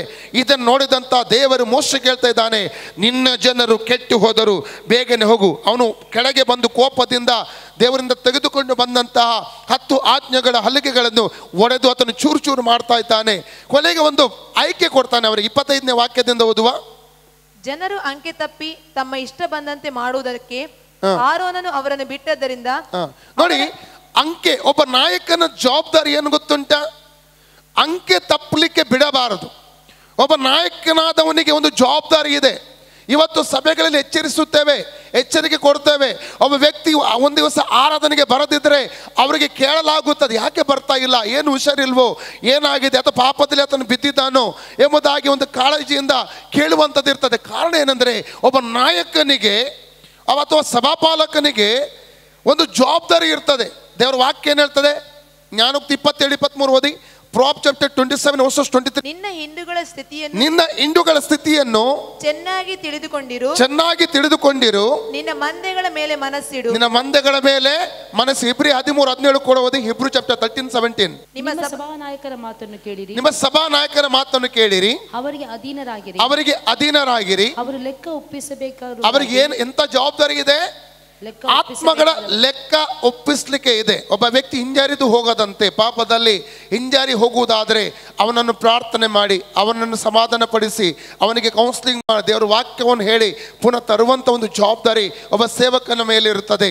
ಅದಕ್ಕೋಸ್ಕರವಾಗಿ ಒಬ್ಬ ವ್ಯಕ್ತಿ ಬರದಿರುವಾಗ, ಒಬ್ಬ ವ್ಯಕ್ತಿ ಬಿದ್ದು ಹೋಗುವಾಗ ಆ ಸಭಾಪಾಲಕರು ಕೇಳ್ತಾರೆ, ಆಲೋಚನೆ ಮಾಡ್ತಾರೆ, ವಿಚಾರಣೆ ಮಾಡ್ತಾರೆ, ಮಾತಾಡ್ತಾರೆ. ಅಥವಾ ಒಂದು ವ್ಯಕ್ತಿ ತಪ್ಪಿ ಹೋಗುವಾಗ, ಪಾಪದಲ್ಲಿ ಬೀಳುವಾಗ ಕ್ರಮಪಡಿಸುವಂಥದ್ದಾಗಿರ್ಬೋದು, ತಿದ್ದುವಂಥದ್ದಾಗಿರ್ಬೋದು, ಎಲ್ಲ ಕಾರ್ಯಗಳು ಮಾಡ್ತಾರೆ. ಕಾರಣ ಏನೆಂದರೆ ಒಂದು ದಿವಸ ಬರ್ತದೆ ದೇವರಿಗೆ ಅವರ ಆತ್ಮಗಳ ಲೆಕ್ಕವನ್ನು ಒಪ್ಪಿಸಬೇಕಾಗಿರುತ್ತದೆ. ಮುಂದೆ ಓದಿ. ನಿಮ್ಮ ಆತ್ಮಗಳನ್ನು ಕಾಯುವವರಾಗಿದ್ದಾರೆ. ಅವ್ರು ಏನ್ ಮಾಡ್ತಾರೆ? ನಮ್ಮ ಆತ್ಮಗಳನ್ನು ಕಾಯುವಂಥವರಾಗಿರ್ತಾರೆ. ಅಲ್ಲಲಿಯ ಆತ್ಮಗಳನ್ನು ಕಾಯುವವರು. ತೋಳಗಳೆಂಬಂತ ಸುಳ್ಳು ಬೋಧಕರು ಇವತ್ತಿನ ದಿನ ಕಾಣಲಿದ್ದಾರೆ. ಅಲ್ಲಲ್ವಿಯ ಅವತ್ತು ಒಂದು ಎಚ್ಚರಿಕೆ ಕೊಟ್ಟಿದ್ದ ಅಪೊಸ್ತಲನಾದಂಥ ಪೌಲ ತನ್ನ ಸೇವೆಯ ಕೊನೆ, ಎಫೆಸದಲ್ಲಿ ನಡೆದಂಥ ತನ್ನ ಸೇವೆಯ ಕೊನೆಯ ಭಾಗದಲ್ಲಿ ಅಲ್ಲಿರುವ ಎಲ್ಲ ಹಿರಿಯರನ್ನು ಕರೆದು ಒಂದು ಎಚ್ಚರಿಕೆ ಮಾತನ್ನು ಹೇಳ್ತಾನೆ. ಅದು ಏನೆಂಬುದಾಗಿ ನೋಡುವ. ಆ ಪುಸ್ತಕದ 20ನೇ ಅಧ್ಯಾಯ 24ನೇ ವಾಕ್ಯದಿಂದ ಓದುವ 31 ತನಕ. ಬೇಗ ಓದಿ. ಆದರೆ ಪ್ರಾಣವನ್ನು ಉಳಿಸಿಕೊಳ್ಳುವುದೇ ವಿಶೇಷವೆಂದು ನಾನು ಎಣಿಸುವುದಿಲ್ಲ. ದೇವರ ಕೃಪೆಯ ವಿಷಯವಾದ ಸುವಾರ್ತೆಯನ್ನು ಆಸಕ್ತಿಯಿಂದ ಪ್ರಕಟಿಸಬೇಕೆಂಬುದಾಗಿ ಕರ್ತನಾದ ಯೇಸುವಿನಿಂದ ನಾನು ಹೊಂದಿರುವ ಸೇವೆ ಎಂಬ ಓಟವನ್ನು ಕಡೆಗಾಣಿಸುವುದೊಂದೇ ನನ್ನ ಅಪೇಕ್ಷೆ. ಈಗೋ ಇಷ್ಟು ದಿವಸ ನಿಮ್ಮಲ್ಲಿ ಸಂಚಾರ ಮಾಡಿ ದೇವರ ರಾಜ್ಯವನ್ನು ಸಾರಿದವನಾದ ನನ್ನ ಮುಖವನ್ನು ಇನ್ನು ಮೇಲೆ ನಿಮ್ಮಲ್ಲಿ ಒಬ್ಬರೂ ಕಾಣುವುದಿಲ್ಲವೆಂದು ಬಲ್ಲೆನು. ಆದ ಕಾರಣ ನಾನು ಈ ಹೊತ್ತು ಪ್ರಮಾಣವಾಗಿ ಹೇಳುತ್ತೇನೆ, ನಿಮ್ಮಲ್ಲಿ ಯಾರಾದರೂ ನಾಶವಾದರೆ ಅದು ನನ್ನ ದೋಷವಲ್ಲ. ನಿಮ್ಮಲ್ಲಿ ಯಾರಾದರೂ ನಾಶವಾದರೆ ಅದು ನನ್ನ ದೋಷವಲ್ಲ. ಯಾಕೆ? ಮುಂದೆ ಓದಿ. ಯಾಕಂದರೆ ಒಂದನ್ನು ಮರೆ ಮಾಡದೆ ದೇವರ ಸಂಕಲ್ಪವನ್ನೆಲ್ಲ ನಿಮಗೆ ತಿಳಿಸಿದೆನು. ದೇವರು ಸ್ವರಕ್ತದಿಂದ ಸಂಪಾದಿಸಿಕೊಂಡ ಸಭೆಯನ್ನು ಪರಿಪಾಲಿಸುವುದಕ್ಕಾಗಿ ಪವಿತ್ರಾತ್ಮನು ನಿಮ್ಮನ್ನೇ ಆ ಹಿಂಡಿನಲ್ಲಿ ಅಧ್ಯಕ್ಷರಾಗಿ ಇಟ್ಟಿರುವುದರಿಂದ ನಿಮ್ಮ ವಿಷಯದಲ್ಲಿ ಮೊದಲಾಗಿ ನಿಮ್ಮ ವಿಷಯದಲ್ಲಿ, ಮುಂದೆ ಎಲ್ಲಾ ಹಿಂಡಿನ ವಿಷಯದಲ್ಲಿ, ಎರಡನೇದಾಗಿ ಎಂಡಿನ ವಿಷಯದಲ್ಲಿ ಎಚ್ಚರಿಕೆಯಾಗಿರಿ. ನಾವು ಬೀಳದಂತೆ ನಮ್ಮ ವಿಷಯದಲ್ಲಿ ಎಚ್ಚರಿಕೆ ಆಗಿರಬೇಕು, ಹಿಂಡಿನ ವಿಷಯದಲ್ಲಿಯೂ ಎಚ್ಚರಿಕೆ ಆಗಿರಬೇಕು. ಮುಂದೆ ಓದಿ. ನಾನು ಹೋದ ಮೇಲೆ ಕ್ರೂರವಾದಂತ ತೋಳಗಳು ನಿಮ್ಮೊಳಗೆ ಬರುವವೆಂದು ನಾನು ಬಲ್ಲೆನು. ಅವು ಹಿಂಡನ್ನು ಕನಿಕರಿಸುವುದಿಲ್ಲ. ಇದಲ್ಲದೆ ನಿಮ್ಮಲ್ಲಿಯೂ ಕೆಲವರು ಎದ್ದು ವ್ಯತ್ಯಾಸ ಬೋಧನೆಗಳನ್ನು ಮಾಡಿ ಯೇಸುವಿನ ಶಿಷ್ಯರನ್ನು ತಮ್ಮ ಹಿಂದೆ ಎಳಕೊಳ್ಳುವರು. ಅಲ್ಲಲ್ವಿಯ. ಆದ ಕಾರಣ ಒಬ್ಬ ಸಭಾ ನಾಯಕನಾಗಿರ್ಬೋದು, ಸಭಾಪಾಲಕನಾಗಿರ್ಬೋದು, ಸಭೆಯ ನಾಯಕರಾಗಿರ್ಬೋದು, ಅವರಿಗೊಂದು ಜವಾಬ್ದಾರಿ ಇದೆ. ಅದಕ್ಕೆ ಇಬ್ರಿ 13-17 ವಾಕ್ಯ ಕಂಟಿನ್ಯೂ. ನಿಮ್ಮ ಆತ್ಮಗಳನ್ನು ಅವರು ಕಾಯುವವರಾಗಿದ್ದಾರೆ. ಅವರು ವ್ಯಸನ ಪಡದೆ ಸಂತೋಷದಿಂದ ಇದನ್ನು ಮಾಡುವಂತೆ ನೀವು ನೋಡಿಕೊಳ್ಳ್ರಿ ಎಂಬುದಾಗಿ ದೇವರ ವಾಕ್ಯ ನಮಗೆ. ಅವರು ವ್ಯಸನದಿಂದಿರುವುದು ನಿಮಗೆ ಪ್ರಯೋಜನಕರವಾದದ್ದು ಅಲ್ಲ ಎಂಬುದಾಗಿ ದೇವರ ವಾಕ್ಯ ಸ್ಪಷ್ಟವಾಗಿ ಹೇಳ್ತಾ ಇದೆ. ಅಲ್ಲಲ್ಲೂಯ್ಯ. ಆದ ಕಾರಣ ಇಲ್ಲಿ ನಾವು ನೋಡುವಂಥ ಒಂದು ಮುಖ್ಯವಾದಂಥ ವಿಚಾರ, ಇಲ್ಲಿ ಕೋರಹ ಅಥವಾ ಲೇವಿ ಎಂಬುದಾಗಿ ಹೇಳಬೇಕಾದ್ರೆ, ಲೇವಿಯವರಿಗೆ ದೇವರು ಯಾಕೆ ಆರಿಸಿದೆ ಎಂಬುದಾಗಿ ವಿಮೋಚನಗಳ 35ನೇ ವಾಕ್ಯದಿಂದ ಕಂಟಿನ್ಯೂ ಓದಿ. 25. ಜನರು ಅಂಕೆ ತಪ್ಪಿ ತಮ್ಮ ಇಷ್ಟ ಬಂದಂತೆ ಮಾಡುವುದಕ್ಕೆ ಆರೋನನು ಅವರನ್ನು ಬಿಟ್ಟದ್ದರಿಂದ, ಆರೋನ ಏನ್ ಮಾಡಿದ? ಅಂಕೆ ತಪ್ಪಿ ತಮ್ಮ ಇಷ್ಟ ಬಂದಂತೆ ಮಾಡುವುದಕ್ಕೆ ಆರೋನನ್ನು ಬಿಟ್ಟ ಅವರನ್ನು. ಅದು ದೊಡ್ಡ ತಪ್ಪು, ಆರೋನನ ತಪ್ಪಾಗಿತ್ತು. ಜನರು ಅಂಕೆ ತಪ್ಪಿದರು, ದಾರಿ ತಪ್ಪಿದರು, ಹೆಜ್ಜೆ ತಪ್ಪಿದರು, ಮತ್ತು ಇಷ್ಟ ಬಂದದನ್ನು ಮಾಡುವುದಕ್ಕೆ ಆರೋನಲ್ಲಿ ಬಿಡ್ತಾ ಇದ್ದಾನೆ. ಮುಂದೆ ಓದಿ. ಅವರ ವಿರೋಧಿಗಳು ಅಪಹಾಸ್ಯ ಮಾಡುವುದಕ್ಕೆ ಆಸ್ಪದವಾಯಿತು. ಅವರು ಕ್ರಮವಿಲ್ಲದೆ ಸ್ವೇಚ್ಛೆಯಾಗಿ ನಡೆದುಕೊಳ್ಳುವುದನ್ನು, ಅವರು ಹೇಗೆ ನಡ್ಕೊಳ್ತಾ ಇದ್ದಾರೆ? ಕ್ರಮ ಇಲ್ಲದೆ. ಇವತ್ತು ನಾವು ನೋಡ್ತೇವೆ, 10 ಗಂಟೆಗೆ ಆರಾಧನೆ ಆರಂಭವಾದರೆ ಕೆಲವು 10ವರೆಗೆ ಬರ್ತಾರೆ, ನಾನು ಒಂದೆರಡು ಸಲ ಆಗಿ ನಡೆಯುವುದಿಲ್ಲ ಅಂತ ಹೇಳುವುದಿಲ್ಲ, ಖಂಡಿತವಾಗಿ. ಕಾರಣ ಕೆಲವರಿಗೆ ದೂರದಿಂದ ಬರಲಿಕ್ಕಿರ್ತದೆ, ಬಸ್ ತಪ್ಪಿ ಹೋಗ್ತದೆ, ಎಲ್ಲ ಇರ್ತದೆ, ಏನಾದರೂ ಒಂದು ಮಕ್ಕಳಿಗೆ ತೊಂದರೆ ಇರ್ತದೆ, ಏನೋ ಒಂದು ಇರ್ತದೆ ಅಲ್ಲಲ್ಲಿಯ. ಆದರೆ ಪದೇ ಪದೇ ಅದು ನಡೀತಾ ಇದ್ದರೆ ನಮ್ಮನ್ನು ಪರೀಕ್ಷೆ ಮಾಡಿಕೊಳ್ಳಬೇಕು ಅಲ್ಲಲ್ಲಿಯ. ಕೆಲವರ ಕೈಯಲ್ಲಿ ಬೈಬಲ್ ಕೂಡ ಇರುವುದಿಲ್ಲ, ಒಟ್ಟಾರೆ ಮೀನಿನ ಮಾರ್ಕೆಟಿಗೆ ಹೋದ ಹಾಗೆ ಕೈ ಬೀಸಿಕೊಂಡು ಬರೋರು ಇರ್ತಾರೆ. ಕ್ರಮ ಇಲ್ಲ. ಮೀನಿನ ಮಾರ್ಕೆಟಿಗೆ ನಾವು ಹೋಗಿ ಹೇಗೆ ಹೋಗ್ತೇವೋ ಅದೇ ಕೆಲವರು ಚರ್ಚಿಗೆ ಬರುವಂಥ ಕೈಗಳನ್ನು ಬೀಸಿಕೊಂಡು ಬರುವುದು, ಹೀಗೆ ಬೀಸಿಕೊಂಡು ಬರ್ತಾರೆ, ಕ್ರಮ ಇಲ್ಲ. ಇನ್ನು ಕೆಲವರು ಅವರ ಭಾವನೆ ಆರಾಧನೆ ಸಮಯದಲ್ಲಿ ಸಭೆಯ ಒಳಗಿರ್ತಾರೆ, ಆರಾಧನೆ ಮುಗಿಯಿತು, ವಾಕ್ಯದ ಸಮಯ ಬಂತು, ಓಡಿಬಿಡ್ತಾರೆ. ನನಗೆ ಎಲ್ಲಿ ಫಂಕ್ಷನ್ ಅಂದರೆ ದೇವರ ವಾಕ್ಯಕ್ಕಿಂತ ದೇವರ ಪಾದಪೀಠದಲ್ಲಿ ಕುಳಿತುಕೊಳ್ಳುವುದಕ್ಕಿಂತ ಮುಖ್ಯ ಭಾಗ ಯಾವುದು? ನನ್ನ ಅಂಕಲ್ದು ಮದುವೆ ಇದೆ, ಆಂಟಿದ್ದು ಮದುವೆ ಇದೆ, ಅವರದ್ದು ಮದುವೆ ಇದೆ, ಇವ್ರದ್ದು ಫಂಕ್ಷನ್ ಇದೆ, ಅದು ಮುಖ್ಯ. ದೇವರ ಸಮ್ಮುಖದಲ್ಲಿ ಸಮಯ ಕೇಳೋದು ನಮಗೆ ಮುಖ್ಯವಲ್ಲ. ನಾವು ಲೂಕನ ಪುಸ್ತಕ 10ನೇ ಅಧ್ಯಾಯ 38ರಿಂದ 42ನೇ ವಾಕ್ಯದವರೆಗೆ ಬಂದರೆ ಅಲ್ಲಿ ಮಾರ್ತಾ ಮರಿಯಳ ಬಗ್ಗೆ ನೋಡ್ತೇವೆ. ಮರಿಯಳು ಯೇಸು ಕ್ರಿಸ್ತನ ಪಾದದ ಪೀಠದಲ್ಲಿ ಕುಳಿತುಕೊಂಡಳು ಎಂಬುದಾಗಿ ನಾವು ನೋಡ್ತೇವೆ. ಆದರೆ ಮಾರ್ತಾ ಏನು ಮಾಡ್ತಾ ಇದ್ದಾಳೆ? ಚಟುವಟಿಕೆಗಳಲ್ಲಿ ನಿರತರಾಗ್ತಾ ಅವಳು ಎನಿಸ್ತಾ ಇದ್ದಾಳೆ, ನಾನು ಒಳ್ಳೆ ಕಾರ್ಯ ಮಾಡ್ತಾ ಇದ್ದೇನೆ, ಒಂದು ಯೇಸುವನ್ನು ಮೆಚ್ಚಿಸ್ತಾ ಇದ್ದೇನೆ. ಆದರೆ ಯೇಸು ಯಾರನ್ನು ಮೆಚ್ಚಿಸಿದ್ದು? ಮರಿಯಳು ಉತ್ತಮವಾದಂಥ ಭಾಗವನ್ನು ಆರಿಸಿಕೊಂಡಿದ್ದಾಳೆ. ಆದ ಕಾರಣ ನೋಡಿ, ಕೆಲವರ ಆರಾಧನೆಯಲ್ಲಿ ಕ್ರಮನೇ ಇಲ್ಲ. ಫಸ್ಟು ಅಯ್ಯೋ ಅಲ್ಲಿ ಫಂಕ್ಷನ್ಗೆ ಹೋಗಿದ್ರೆ ಅವರಿಗೆ ಬೇಜಾರಾಗ್ತದೆ, ಇವರಿಗೆ ಬೇಜಾರಾಗ್ತದೆ. ಸತ್ಯ ಹೇಳಬೇಕಾ, ನನ್ನ ಕೈಯಲ್ಲಿ ಇವತ್ತು ಸಾಧಾರಣ ಒಂದು 30-40 ಇನ್ವಿಟೇಷನ್ ಉಂಟು. ಎಲ್ಲಿಗೂ ಹೋಗ್ಲಿಕ್ಕೆ ಆಗ್ತಾ ಇಲ್ಲ. ಎಲ್ಲರೂ ಆತ್ಮೀಯರೇ, ಎಲ್ಲರೂ ಪ್ರಿಯರೇ. ಆದರೆ ಸೇವೆ ಪ್ರಥಮ, ದೇವರಿಗೆ ಕೊಡುವಂಥ ಆರಾಧನೆ ಅದು ಪ್ರಥಮ, ಮತ್ತೆ ಉಳಿದದ್ದು, ಮತ್ತೆ ಉಳಿದ ಭಾಗಗಳು, ಮತ್ತೆ ಉಳಿದಂಥ ಕಾರ್ಯಗಳು. ಇಲ್ಲಿ ಕೂಡ ನಾವು ನೋಡ್ತಾ ಇದ್ದೇವೆ, ಜನರು ಕ್ರಮವಿಲ್ಲದೆಯೂ, ವಾಕ್ಯ ಏನು ಹೇಳ್ತಾ ಇದೆ? ಇವತ್ತು ನಮ್ಮ ಕ್ರಮ ಯಾವ ರೀತಿಯಲ್ಲಿದೆ? ನಾವು ಅದೇ ರೀತಿಯಲ್ಲಿ ಲೋಕ ಪ್ರಕಾರವಾಗಿ ನಾವೊಂದು ಕಂಪನಿ ಕೆಲಸ ಹೋಗುವಾಗ, ಆಫೀಸಿಗೆ ಹೋಗಿ ಹೇಗೆ ಹೋಗ್ತೇವೆ? 10 ಗಂಟೆಗೆ ಅಲ್ಲಿ ಹೋಗಿ ನಮ್ಮ ಸಹಿ ಹಾಕಲಿಕ್ಕೆ ಉದಯ ಎಂಬುದಾಗಿ ಹೇಳಿದರೆ 10 ಗಂಟೆ 5 ನಿಮಿಷ ಇರುವ ಅಲ್ಲಿ ಹಾಜರಿರ್ತೇವೆ. ಅದು ನಮಗೆ ಚಳಿ ಜ್ವರ ಇರಲಿ, ಇನ್ನೇನೇ ಇರಲಿ, ಇನ್ನು ಎಷ್ಟು ಅಗತ್ಯದ ಕೆಲಸ ಇರಲಿ, ಲೇಟ್ ಆಗ್ತದಂದು ಗೊತ್ತಿದ್ರು ನಾವು ಇಷ್ಟು ಗಂಟೆಗೆ ಮುಟ್ಟಬಹುದು ಅಂದಾಜಿರುವುದಿಲ್ಲ, ಅಷ್ಟು ಗಂಟೆಗೆ ನಾವು ಮನೆಯಿಂದ ಹೊರಡ್ತೇವೆ. 10 ಗಂಟೆ 5 ನಿಮಿಷ ಇರುವಾಗ ನಮ್ಮ ಆಫೀಸ್ನ ಕಚೇರಿಯ ಬಾಗಿಲಲ್ಲಿದ್ದು ಸಿಗ್ನೇಚರಕ್ಕೆ ಒಳಗಡೆ ಹೋಗ್ತೇವೆ, ಅಲ್ಲಿ ಕ್ರಮ ಅನುಸರಿಸುತ್ತೇವೆ. ಕಚೇರಿಯ ಅಗತ್ಯ ವಸ್ತುಗಳನ್ನು ತೆಗೆದುಕೊಂಡು ಹೋಗೋದಕ್ಕೆ ನಮಗೆ ಗೊತ್ತುಂಟು, ಆದರೆ ಕೈಯಲ್ಲಿ ಚರ್ಚೆಗೆ ಬರುವಾಗ ಸತ್ಯವನ್ನು ತೆಗೆದುಕೊಂಡು ಬರಲಿಕ್ಕೆ ನಮಗೆ ಗೊತ್ತಿಲ್ಲ, ಅದು ಪ್ರಾಮುಖ್ಯ ಅಂತ ನಮಗೆ ಅನ್ನಿಸುವುದಿಲ್ಲ. ನೋಡಿ, ಕ್ರಮ ಎಲ್ಲಿದೆ? ಇವತ್ತು ಸಭೆಯಲ್ಲಿ ಕ್ರಮ ಎಲ್ಲಿದೆ? ದೇವರಿಗೆ ಕೊಡುವಂಥ ಮಾನ, ದೇವರಿಗೆ ಕೊಡುವಂಥ ಮಹಿಮೆ, ದೇವರಿಗೆ ಕೊಡುವಂಥ ಗೌರವ ಇವತ್ತು ಸಭೆ ಎಲ್ಲಿ ಕೊಡ್ತಾ ಇದೆ? ಇವತ್ತು ನಾವು ಮಾನಸಾಂತರ ಪಡುವಂಥ ಒಂದು ಸಮಯ ನಮ್ಮ ಮುಂದೆ ಇದೆ. ಮಾನಸಾಂತರ ಪಡದೆ ಹೋದರೆ ದೇವರ ಆಶೀರ್ವಾದಗಳನ್ನು ಕಳ್ಕೊಳ್ಳುವಂಥ ಅಪಾಯ ಮುಂದೆ ಇದೆ ಪ್ರಿಯರೇ. ಹಲ್ಲಲಿಯ. ದೇವರಿಗೆ ಕೊಡುವಂಥ ಘನ, ದೇವರಿಗೆ ಕೊಡುವಂಥ ಮಾನ ಯಾರೆಲ್ಲ ಕೊಡ್ತಾರೋ ಅವರು ಮಾತ್ರ ಆಶೀರ್ವದಿಸಲ್ಪಡುತ್ತಾರೆ. ಹಲ್ಲಲಿಯ. ವಾರದಲ್ಲಿ 1 ದಿವಸ ದೇವರ ಮುಂದೆ ನಾವು ಕಳೆಯಬೇಕು. ಅದು ಅನೇಕ ಸಲ ಏನು ಮಾಡ್ತೇವೆ? ಇಡೀ ಕೆಲವರು ಭಾನುವಾರ ದಿವಸ ಕೂಡ ಬ್ಯುಸಿ ಅಂತೆ, ಆಲ್ ಟೈಮ್ ಅಂತ ಏನೇನು ಇರ್ತದೆ. ಹಾಗಾದರೆ ಅದೇ ಸ್ಥಿತಿಯಲ್ಲಿರುವಾಗ ಮರಣ ಬಂದುಬಿಟ್ರೆ ಏನು ಮಾಡ್ತೀರಾ? ಹೇಗೆ ನಿಲ್ತೀರಾ ದೇವರ ಮುಂದೆ? ಹೇಗೆ ನಿಲ್ತೀರಾ? ನಾನು ಹಣ ಮಾಡಲಿಕ್ಕೆ ಹೋಗಿದ್ದೆ, ಆಲ್ ಟೈಮ್ ಮಾಡಲಿಕ್ಕೆ ಹೋಗಿದ್ದೆ ಎಂಬುದಾಗಿ ಹೇಳ್ತೀರಾ? ಸಾಧ್ಯ ಉಂಟಾ? ಹಲ್ಲಲಿಯ. ನಮ್ಮಲ್ಲಿ ಒಬ್ಬ ಸಹೋದರ ಇದ್ದಾರೆ ನಮ್ಮ ಸಭೆಯಲ್ಲಿ, ಅವರು ನನಗೆ ಕಳೆದ ದಿವಸ ಸಾಕ್ಷಿ ಹೇಳಿದರು. ಏನಂದರೆ, ನಾವು ಕೆಲಸ ತುಂಬ ದಿವಸದಿಂದ ಅವ್ರ ಕೆಲಸ ಇರಲಿಲ್ಲ, ಕೆಲವರಲ್ಲಿ ಲಾಸ್ ಎಲ್ಲ ಅನುಭವಿಸಿದ್ರು. ಒಂದು ಕಡೆ ಕೆಲಸಕ್ಕೆ ಅವರು ಹೋದಾಗ ಅಲ್ಲಿ ಅವರಿಗೆ ಹೇಳಿದಂತೆ ಬೈಬಲ್ ಓದಬಾರ್ದೇನೋ ಅವ್ರಿಗೆ ಒಂದು ಹೇಳಿದ್ರಂತೆ. ಅದು ನನಗೆ ಆಗುವುದಿಲ್ಲ ಎಂಬುದಾಗಿ ಹೇಳಿದಂತೆ. ಚರ್ಚಿಗೆ ಹೋಗಬಾರ್ದು, ಕೊನೆಗೆ ಕೆಲಸ ಅವ್ರು ಬಿಟ್ಟು ಬಂದುಬಿಟ್ರು. ಇದು ಇರ್ತದೆ ಸಮರ್ಪಣೆ. ಜೀವಿತದಲ್ಲಿ ಸಮರ್ಪಣೆ ಇಲ್ಲದೆ ಹೋದರೆ, ಹಲ್ಲಲಿಯ, ಜೀವಿತದ ಕ್ರಮ ಇಲ್ಲದೆ, ಎಲ್ಲ ವಿಷಯದಲ್ಲಿ ಕ್ರಮ ಇದೆ ನಮಗೆ, ಅದೇ ಆತ್ಮಿಕ ವಿಚಾರದಲ್ಲಿ ಯಾಕೆ ಕ್ರಮ ಇಲ್ಲ? ಸಭಾರ್ಧನೆಯಲ್ಲಿ ನಮಗೆ ಯಾಕೆ ಕ್ರಮ ಇಲ್ಲ? ಯಾಕೆ ಎಷ್ಟೊಂದು ಅಲಕ್ಷ್ಯ ದೈವಿಕ ವಿಷಯಗಳಿಗೆ ನಾವು ಬರುವಾಗ? ಹಲ್ಲಲಿಯ. ಅಲ್ಲಿ ಅವರು ಕ್ರಮವಿಲ್ಲದೆ, ಮುಂದೆ ಓದಿ ಸಿಸ್ಟರ್. ಅವರು ಕ್ರಮ ಇಲ್ಲದೆ ಸ್ವೇಚ್ಛೆಯಾಗಿ ನಡೆದುಕೊಳ್ಳುವುದನ್ನು, ಹೇಗೆ ನಡ್ಕೊಳ್ತಾ ಇದ್ದಾರೆ? ಕ್ರಮ ಇಲ್ಲದೆ ಈಗ ಸ್ವೇಚ್ಛೆಯಾಗಿ ನಡೆಯುವುದು. 10 ಗಂಟೆಗೆ ಆರಾಧನೆ, 10 ಬಂದರೂ ಆಗ್ತದೆ. ನಾನು ಕಳೆದ ಸಲ ಹೇಳಿರಬೇಕು, ಒಂದು ಸಭೆಯಲ್ಲಿ ಪ್ರತಿ ಭಾನುವಾರ 10ರಿಂದ 12 ಗಂಟೆ ಆರಾಧನೆ ನಡೀತಾ ಇತ್ತಂತೆ. ಕೊನೆಗೆ ವಾಕ್ಯ ಮುಗಿಯೋ 11:45 ಟೈಮಿಗೆ ವಾಕ್ಯ ಮುಗಿಯುವಂಥ ಎಂಡಿಂಗ್ ಟೈಮಲ್ಲಿ ಒಬ್ಬ ವ್ಯಕ್ತಿ ಚೀಲ ಹಿಡ್ಕೊಂಡು ಹೀಗೆ ಬಂದು ಕೂತ್ಕೊಳ್ತಾ ಇದ್ದ. ಪಾಸ್ಟ್ರಿಗೆ ಬೇರೆ ಬೇಜಾರಾಯ್ತು, ಈ ವ್ಯಕ್ತಿಗೆ ಆರಾಧನೆ ಸಿಗ್ತಾ ಇಲ್ಲ, ಅವ್ರು ಎಣಿಸಿದ್ರು ಇವನಿಗೇನು ಕೆಲಸ ಇರುವ ಅರ್ಜೆಂಟ್, ಅದಕ್ಕಾಗಿ ಇವನಿಗೋಸ್ಕರ 1 hour ಹಿಂದೆ ಇಡುವ ಆರಾಧನೆ, ಆಗ ಅವನಿಗೆ ಸರಿಯಾಗಿ ಎಲ್ಲ ಆರಾಧನೆ ಎಲ್ಲ ಸಿಗ್ತದೆ, ವಾಕ್ಯ ಸಿಗ್ತದೆ ಎಂಬುದಾಗಿ ಅವರು ಎಲ್ಲರಿಗೆ ತಿಳಿಸಿ ಎಲ್ಲ ಮಾತುಕತೆ ಮಾಡಿ ನೆಕ್ಸ್ಟ್ ವೀಕಿಂದ ಇನ್ನು ಮುಂದೆ ಆರಾಧನೆ 11 ಗಂಟೆಗೆ ಆರಂಭವಾಗ್ತದೆ ಎಂಬುದಾಗಿ ತಿಳಿಸಿದ್ರು. 1 ಗಂಟೆಗೆ ಅಂತೆ. ನೆಕ್ಸ್ಟ್ ವೀಕಲ್ಲಿ ಪುನಃ ಆರಾಧನೆ ಆಯಿತು. ವಾಕ್ಯ ಮುಗಿಸುವಂಥ ಸಂದರ್ಭ ಬಂದಾಗ ಆ ವ್ಯಕ್ತಿ ಸುಮಾರು ಕರೆಕ್ಟಾಗಿ 12:15 ಚೀಲ ಹಿಡ್ಕೊಂಡು ಬಂದು ಕೂತ್ಕೊಳ್ತಾ ಇದ್ದಾನಂತ.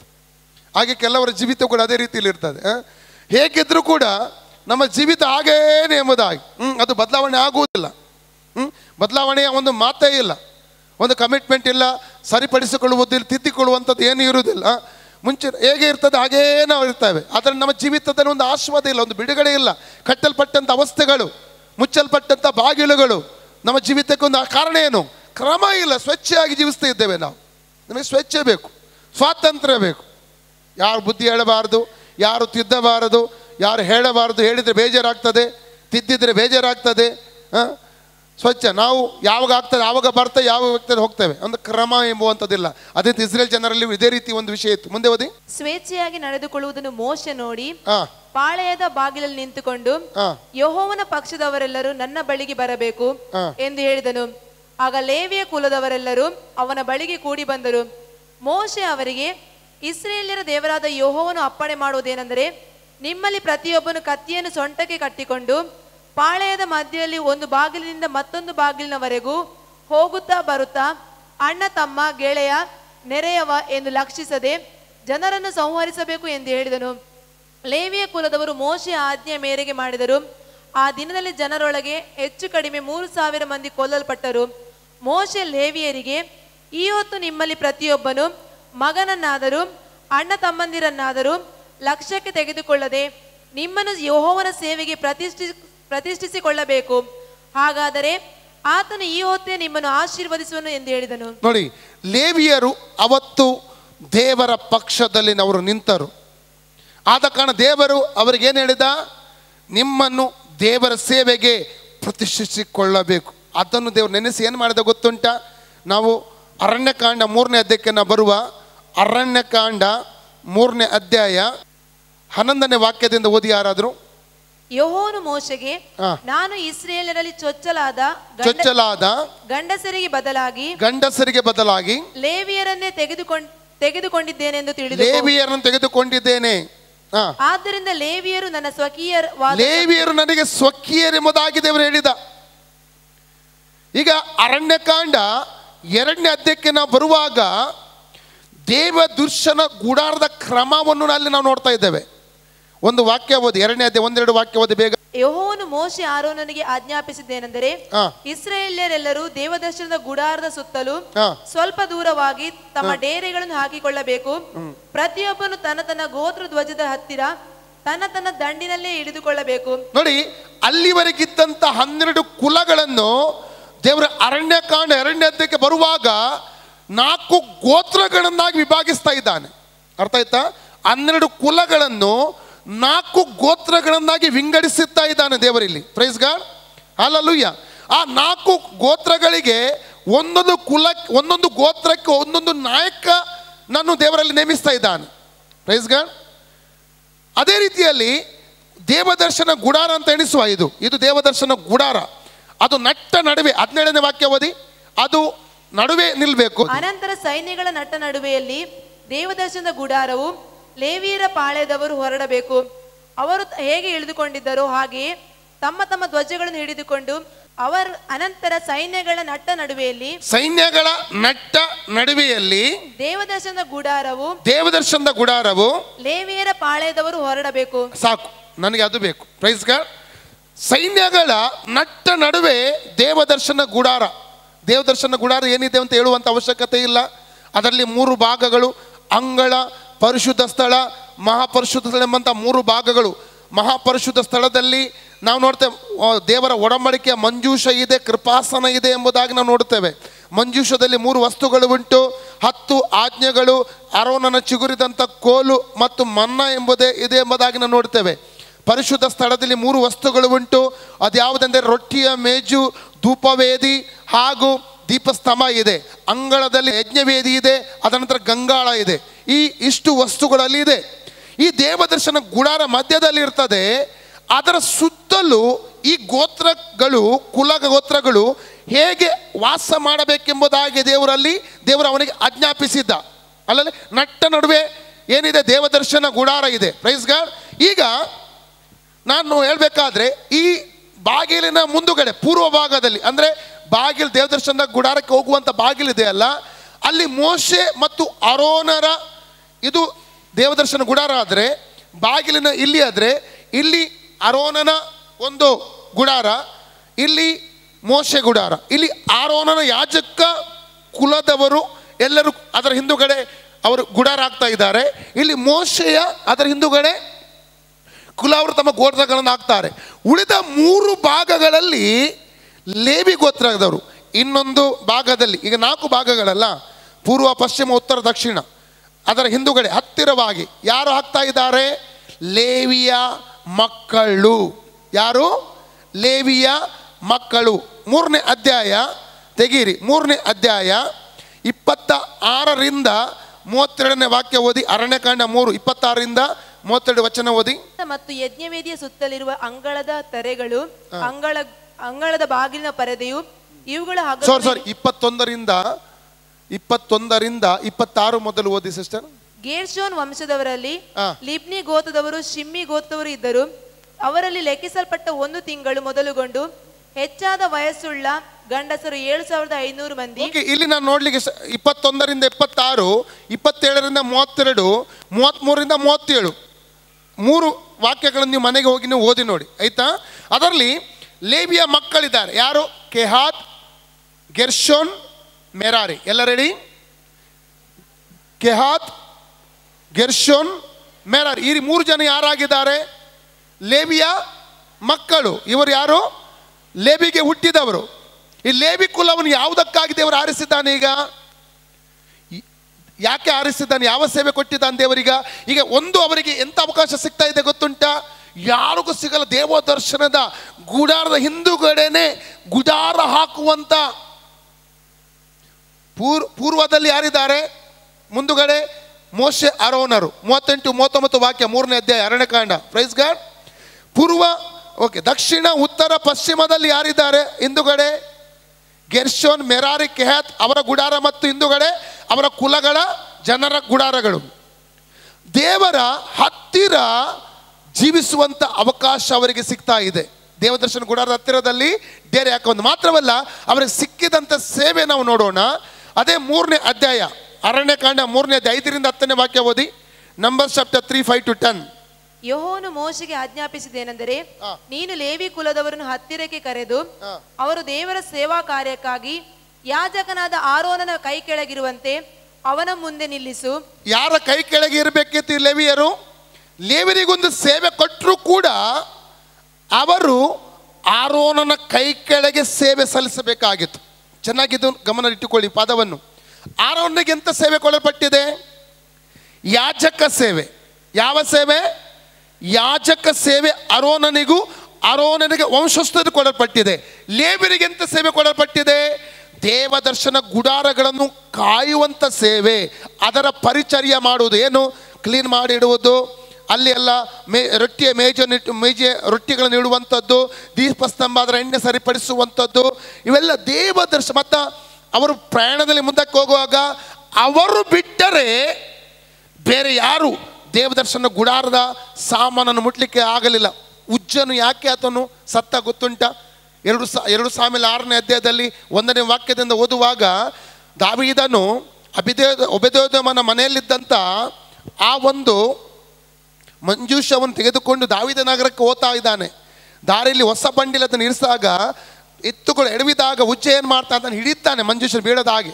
ಅವನು ಒಳ್ಳೆ ಭಾವನೆಯಿಂದ ಮಾಡಿದ. ಆ ದೇವರ ಆಜ್ಞೆ ಇತ್ತು, ಅದನ್ನು ಇವರಲ್ಲದೆ ಯಾರು ಕೂಡ ಅದನ್ನು ಮುಟ್ಟಬಾರದು. ಮುಟ್ಟಿದರೆ ಏನಾಯಿತು? ಅವನು ಸತ್ತು ಹೋದ ಎಂಬುದಾಗಿ ವಾಕ್ಯ ಭಾಗದಲ್ಲಿ ನೋಡ್ತೇವೆ. ಆಗ ದೇವರು ಕೊಡಲ್ಪಟ್ಟಂಥ ಒಂದು ಸೇವೆ ಇದೆ, ಅವರವರಿಗೆ ಕೊಡಲ್ಪಟ್ಟಂಥ ಒಂದು ಸೇವೆ ಇಂಪಾರ್ಟೆಂಟ್. ಪ್ರೈಸ್ಗೆ ಒಂದು ವಾಕ್ಯ ಓದಿ. ಆ ಪುಸ್ತಕಕ್ಕೆ 13ನೇ ಅಧ್ಯಾಯ 1ರಿಂದ 3ನೇ ವಾಕ್ಯ ಓದುವ. Acts of apostles 13, 1-3. ಅಂತಿಯೋಕ್ಯದಲ್ಲಿದ್ದ ಸಭೆಯವರೊಳಗೆ ಪ್ರವಾದಿಗಳು, ಬೋಧಕರು ಇದ್ದರು. ಯಾರೆಂದರೆ ಬಾರ್ನಬ, ನೀಗರನೆಂಬ ಸಿಮೆಯೋನ, ಕುರೇನ್ಯದ ಲೂಕ್ಯ, ಉಪರಾಜನಾದ ಹೆರೋದನ ಸಾಕು ತಮ್ಮನಾದ ಮೆನಹೇನ, ಸೌಲ ಇವರೇ. ಇವರು ಕರ್ತನನ್ನು ಸೇವಿಸುತ್ತಾ ಉಪವಾಸ ಮಾಡುತ್ತಾ ಇದ್ದಾಗ ಪವಿತ್ರಾತ್ಮನು ನಾನು ಬಾರ್ನಬ ಸೌಲರನ್ನು ಕರೆದ ಕೆಲಸಕ್ಕೆ ಎಲ್ಲ ರೆಡಿ.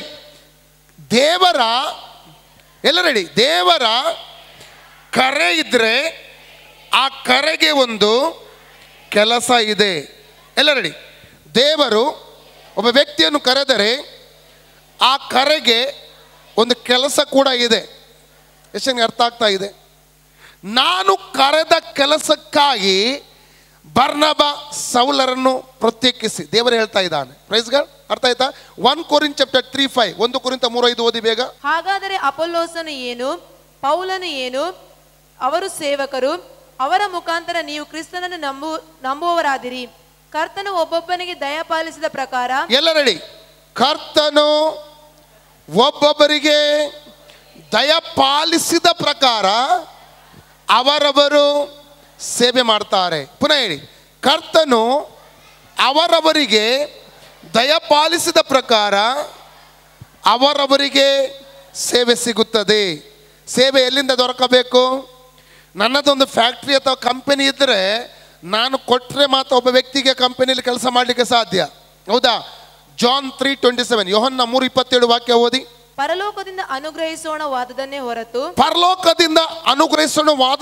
ಹೊರತು ಮನುಷ್ಯನು ಹೆಚ್ಚೇನು ಹೊಂದಲಾರನು. ಈಗ ಅರಣ್ಯಕಾಂಡ 3ನೇ ಅಧ್ಯಾಯಕ್ಕೆ 5ರಿಂದ 10ಕ್ಕೆ ಬರುವ ನಂಬರ್ಸ್ ಚಾಪ್ಟರ್ 3. ನಾನು ಇಲ್ಲಿಗೆ ಮುಗಿಸ್ತೇನೆ. Numbers chapter 3, 5-10.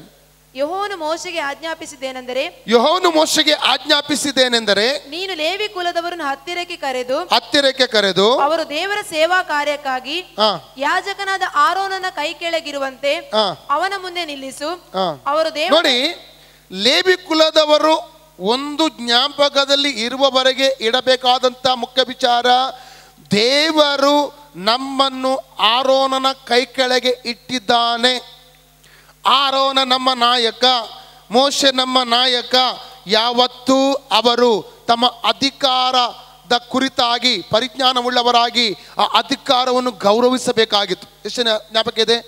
ಯಾರು ಅವರಿಗೆ ಹೇಳ್ತಾ ಇದ್ದಾನೆ? ಪರಲೋಕದ ದೇವರು ಸ್ವತಃ ಹೇಳ್ತಾ ಇದ್ದಾನೆ, ಆರೋನನ ಕೈ ಕೆಳಗೆ ಅವರು ಇದ್ದುಕೊಂಡು ಅವರು ಸೇವೆ ಮಾಡಬೇಕು. ಇದು ಯಾರ ನೇಮಕ? ಮೋಶೆ ಮತ್ತು ಆರೋನನ ನೇಮಕ ಅಲ್ಲ, ಸ್ವತಃ ಪರಲೋಕದ ದೇವರಿಂದ ಬಂದಂತ ನೇಮಕವಾಗಿದೆ ಇದು. ಓಕೆ, ಮುಂದೆ ಓದಿ.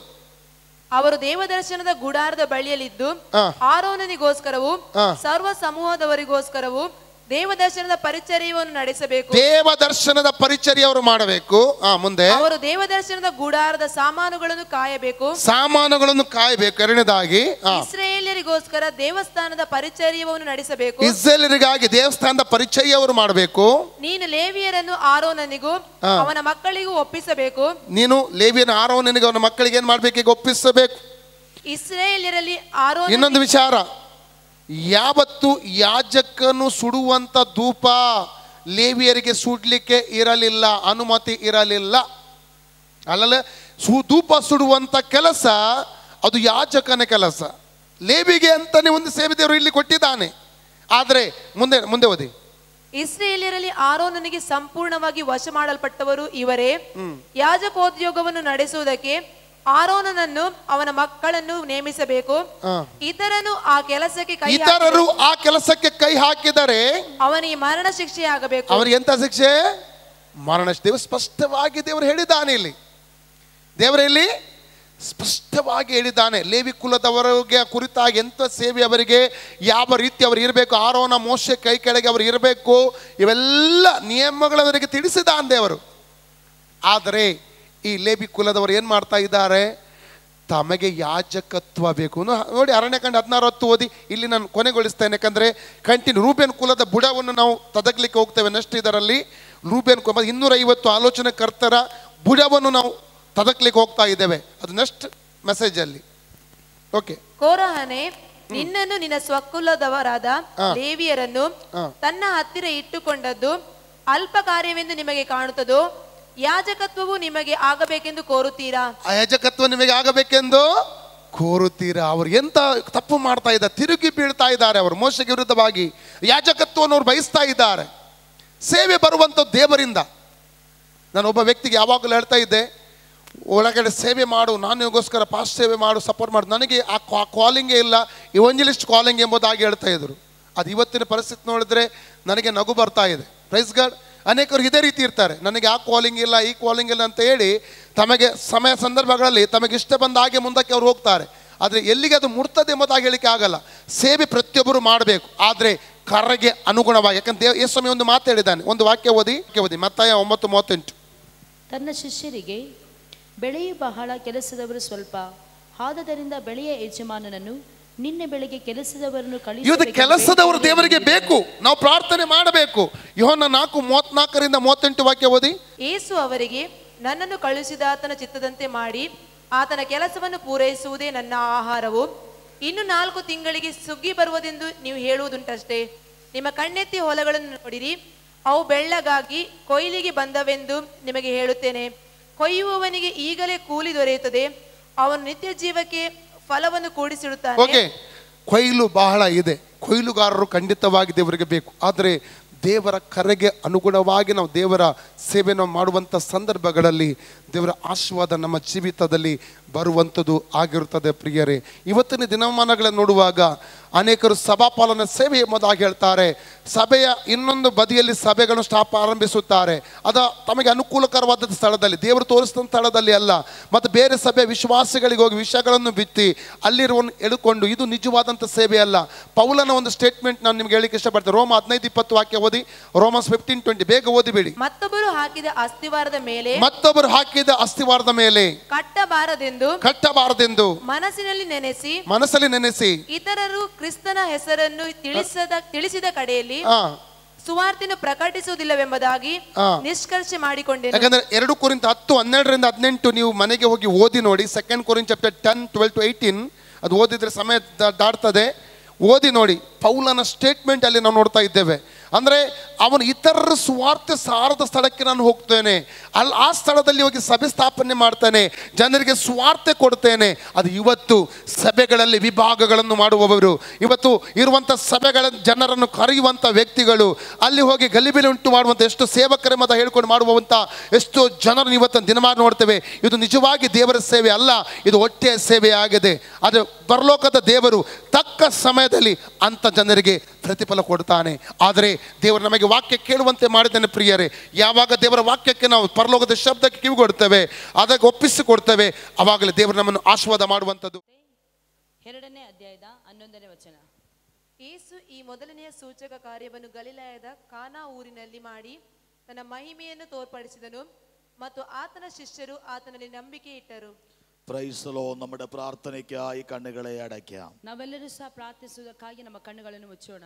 ഞങ്ങളുടെ ദൈവമേ, സ്വർഗീയ പിതാവേ, ನಮ್ಮ ತಂದೆಯೇ, ಸ್ವರ್ಗೀಯ ದೇವರೇ, മഹനീയമായ നല്ല പകലിനായി അങ്ങേ സ്തുതിക്കുന്നു. ಮಹತ್ವವುಳ್ಳಂತ ಈ ಬೆಳಗಿನ ವೇಳೆಗಾಗಿ ನಾನು ನಿಮಗೆ ಕೋಟಿ ಸ್ತೋತ್ರವನ್ನು ಸಲ್ಲಿಸುತ್ತೇನೆ. വീണ്ടെടുക്കപ്പെട്ട ദൈവജനം അങ്ങേ ആരാധിക്കുന്ന പകൽ ഞങ്ങൾക്കും അങ്ങയുടെ സന്നിധിയിൽ എടുത്തു വരാൻ കൃപ ചെയ്തല്ലോ. ಕರ್ತನೇ, ನೀನು ಆರಿಸಲ್ಪಟ್ಟಂತ ಜನರು ಸೇರಿ ನಿನ್ನನ್ನು ಆರಾಧಿಸುವಂತೆ ಕೊಟ್ಟ ಕೃಪೆಗಾಗಿ ಮಾತ್ರ ನಾವು ಸಹ ಅವರ ಜೊತೆಯಲ್ಲಿ ಸೇರಿ ಆರಾಧಿಸುವಂತೆ ಒಂದು ಮಹಾಕೃಪೆ ನಮಗೆ ಕೊಟ್ಟದಕ್ಕಾಗಿ ನಾನು ನಿನಗೆ ಕೋಟಿ ಸ್ತೋತ್ರವನ್ನು ಸಲ್ಲಿಸುತ್ತೇನೆ. ഇന്ന് പകൽക്കാലം ഞങ്ങളുടെ നടുവിൽ നിറഞ്ഞു നിൽക്കുന്ന ദൈവ സാന്നിധ്യവും തേജസ്സും ഞങ്ങൾ കണ്ടങ്ങേ ആരാധിപ്പാൻ കൃപ ചെയ്യും. ಮಧ್ಯದಲ್ಲಿ ನಿನ್ನ ಪ್ರಸನ್ನತೆ, ನಿನ್ನ ದೈವಿಕವಾದಂತ ಸಾನ್ನಿಧ್ಯವು ಚಲಿಸುತ್ತಾ ಇರುವುದಕ್ಕಾಗಿ ನಾನು ನಿನಗೆ ಕೋಟಿ ಸ್ತೋತ್ರವನ್ನು ಸಲ್ಲಿಸುತ್ತೇನೆ. ആരാധനയ്ക്കെതിരെ, ദൈവവചന ശുശ്രൂഷയ്ക്കെതിരെ എഴുന്നേൽക്കുന്ന സകല അന്ധകാര ശക്തികളെ ഇന്ന് പകലാത്മാവ് ശാസിച്ചകറ്റണം. ವಿರುದ್ಧವಾಗಿ ಕರ್ತನ ವಾಕ್ಯಕ್ಕೆ ವಿರುದ್ಧವಾಗಿ ಅದು ಹೋರಾಡುತ್ತಿರುವ ಅಂಧಕಾರ ಶಕ್ತಿಯ ಬಲಗಳನ್ನು ನಸರೇತಿನ ಯೇಸುವಿನ ನಾಮದಲ್ಲಿ ಬಂಧಿಸಿ ಲಯಪಡಿಸುತ್ತೇನೆ ಸ್ವಾಮಿ. ദൈവത്തിന്റെ ജനം ഒരു പുതുശക്തി ധരിച്ച് ആത്മനിറവ് പ്രാപിച്ച ഇന്ന് പകൽ മടങ്ങുവാൻ ദൈവം കൃപ ചെയ്താട്ടെ. ದೇವರ ಮಕ್ಕಳು ಒಂದು ಹೊಸ ಬಲವನ್ನು ಹೊಂದಿದವರಾಗಿ, ದೈವಿಕವಾದಂತ ಸಾನ್ನಿಧ್ಯವನ್ನು ಹೊಂದಿದವರಾಗಿ ಹಿಂತಿರುಗುವಂತೆ ನೀವು ಸಹಾಯ ಮಾಡಬೇಕಾಗಿ ನಾನು ಬೇಡಿಕೊಳ್ತೇನೆ. സകല അന്ധകാര ശക്തികളെ യേശുവിൻ നാമത്തിൽ ഞങ്ങൾ ശാസിച്ചകറ്റുകയാണ്. ಸಕಲ ಅಂಧಕಾರ ಶಕ್ತಿಯ ಬಲಗಳನ್ನು ಯೇಸುವಿನ ನಾಮದಲ್ಲಿ ಮುರಿದು ನಾಶ ಪಡಿಸುತ್ತೇನೆ ಸ್ವಾಮಿ. അവിടുന്ന് ഞങ്ങളുടെ പ്രാർത്ഥന കേട്ടത് കൊണ്ട് സ്തോത്രം. ಪ್ರಾರ್ಥನೆ ಕೇಳಿದಕ್ಕಾಗಿ ಸ್ತೋತ್ರ. യേശു ക്രിസ്തുവിന്റെ വിലയേറിയ നാമത്തിൽ ಬೇಡಿಕೊಳ್ತೇನೆ. ಜೀವಳ ತಂದೆಯೇ, ആമേൻ. നമ്മുടെ കരം ഉയർത്തി 3 ഹല്ലേലൂയ പറയാം. ನಾವು ನಮ್ಮ ಕರಗಳನ್ನು ಮೇಲೆ ಮಾಡಿ ಒಳ್ಳೆ ಒಂದು 3 ಹಾಲೆಲೂಯ ಹೇಳೋಣ. ಹಲ್ಲೇಲೂಯ. Praise the Lord.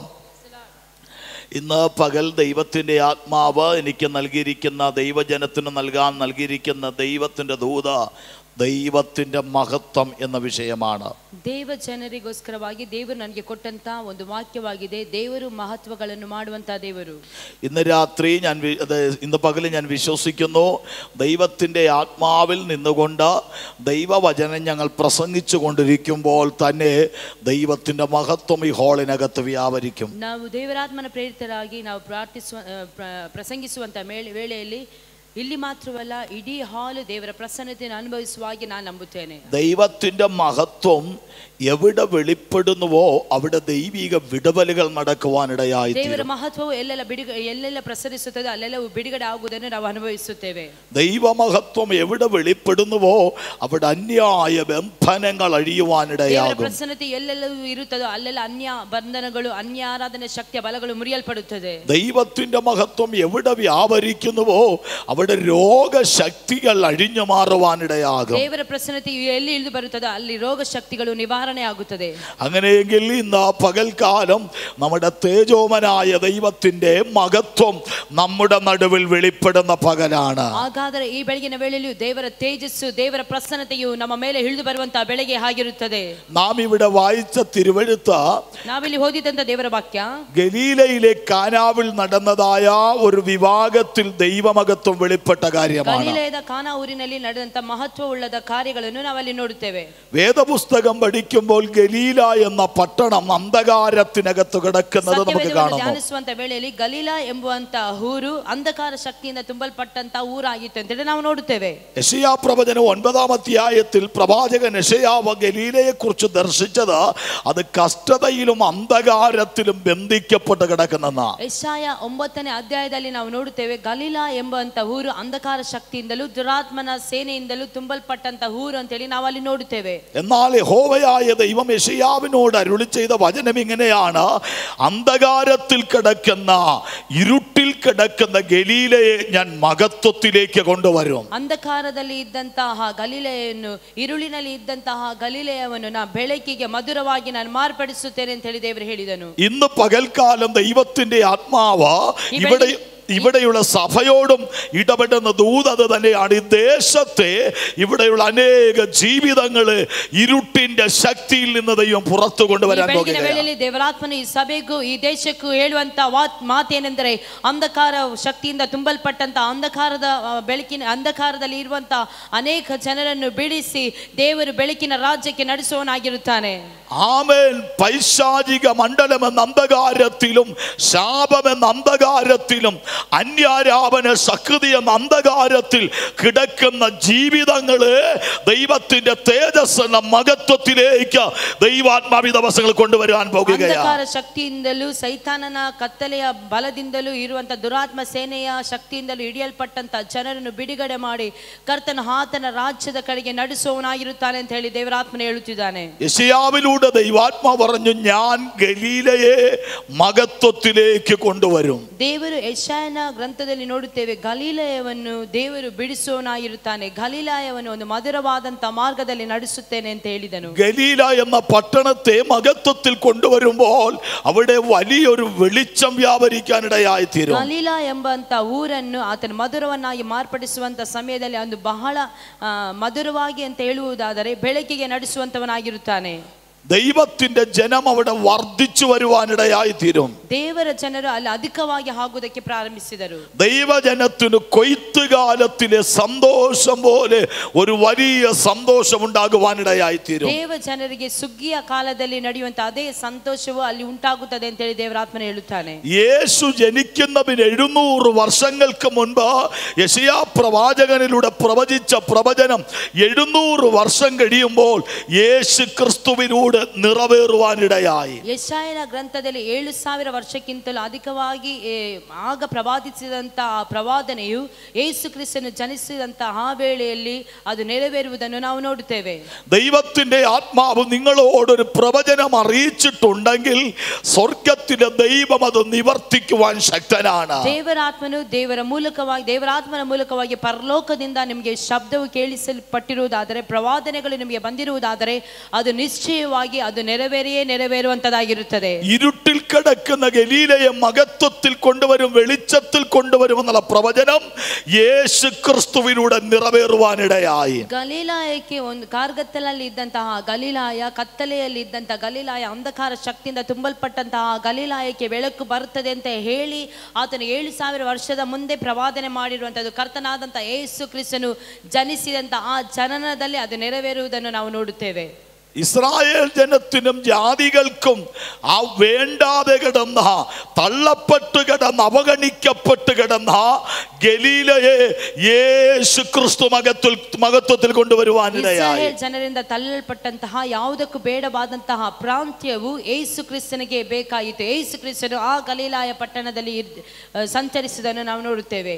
എന്നാൽ നമ്മുടെ കർത്താവായ യേശു ക്രിസ്തു അറിയപ്പെട്ടത് അവൻ ഗലീലക്കാരനായിട്ടാണ്. ಆದರೆ ನನ್ನ ಕರ್ತನಾದಂತ ಯೇಸು ಕ್ರಿಸ್ತನು ಪರಿಚಯ ಪಡುವಂತಹ ಊರಾಗಿದೆ ಗಲೀಲಾಯ ಎಂಬ ಊರಿನಲ್ಲಿ. യേശു ക്രിസ്തുവിന്റെ അഡ്രസ് അവൻ ഗലീലക്കാരൻ എന്നുള്ള നിലയിലാണ്. ಯೇಸು ಕ್ರಿಸ್ತನ ಒಂದು ಪರಿಚಯ ಮಾಡುವಂತ ಸಮಯದಲ್ಲಿ ಗಲೀಲಾಯ ಊರಿನವನು ಅಂತೇಳಿ ನಾವು ನೋಡುತ್ತೇವೆ. ഒരു കണ്ണിനും ദയ തോന്നാതിരുന്ന ഗലീലയെ യേശു ക്രിസ്തു അന്ധകാരത്തിൽ നിന്ന് പുറത്തു കൊണ്ടുവന്നെങ്കിൽ ഇന്ന് പകൽ നിന്റെ ജീവിതത്തിലും അവന്റെ മഹത്വത്തെ വെളിപ്പെടുത്താൻ ശക്തനായ ദൈവമാണ്.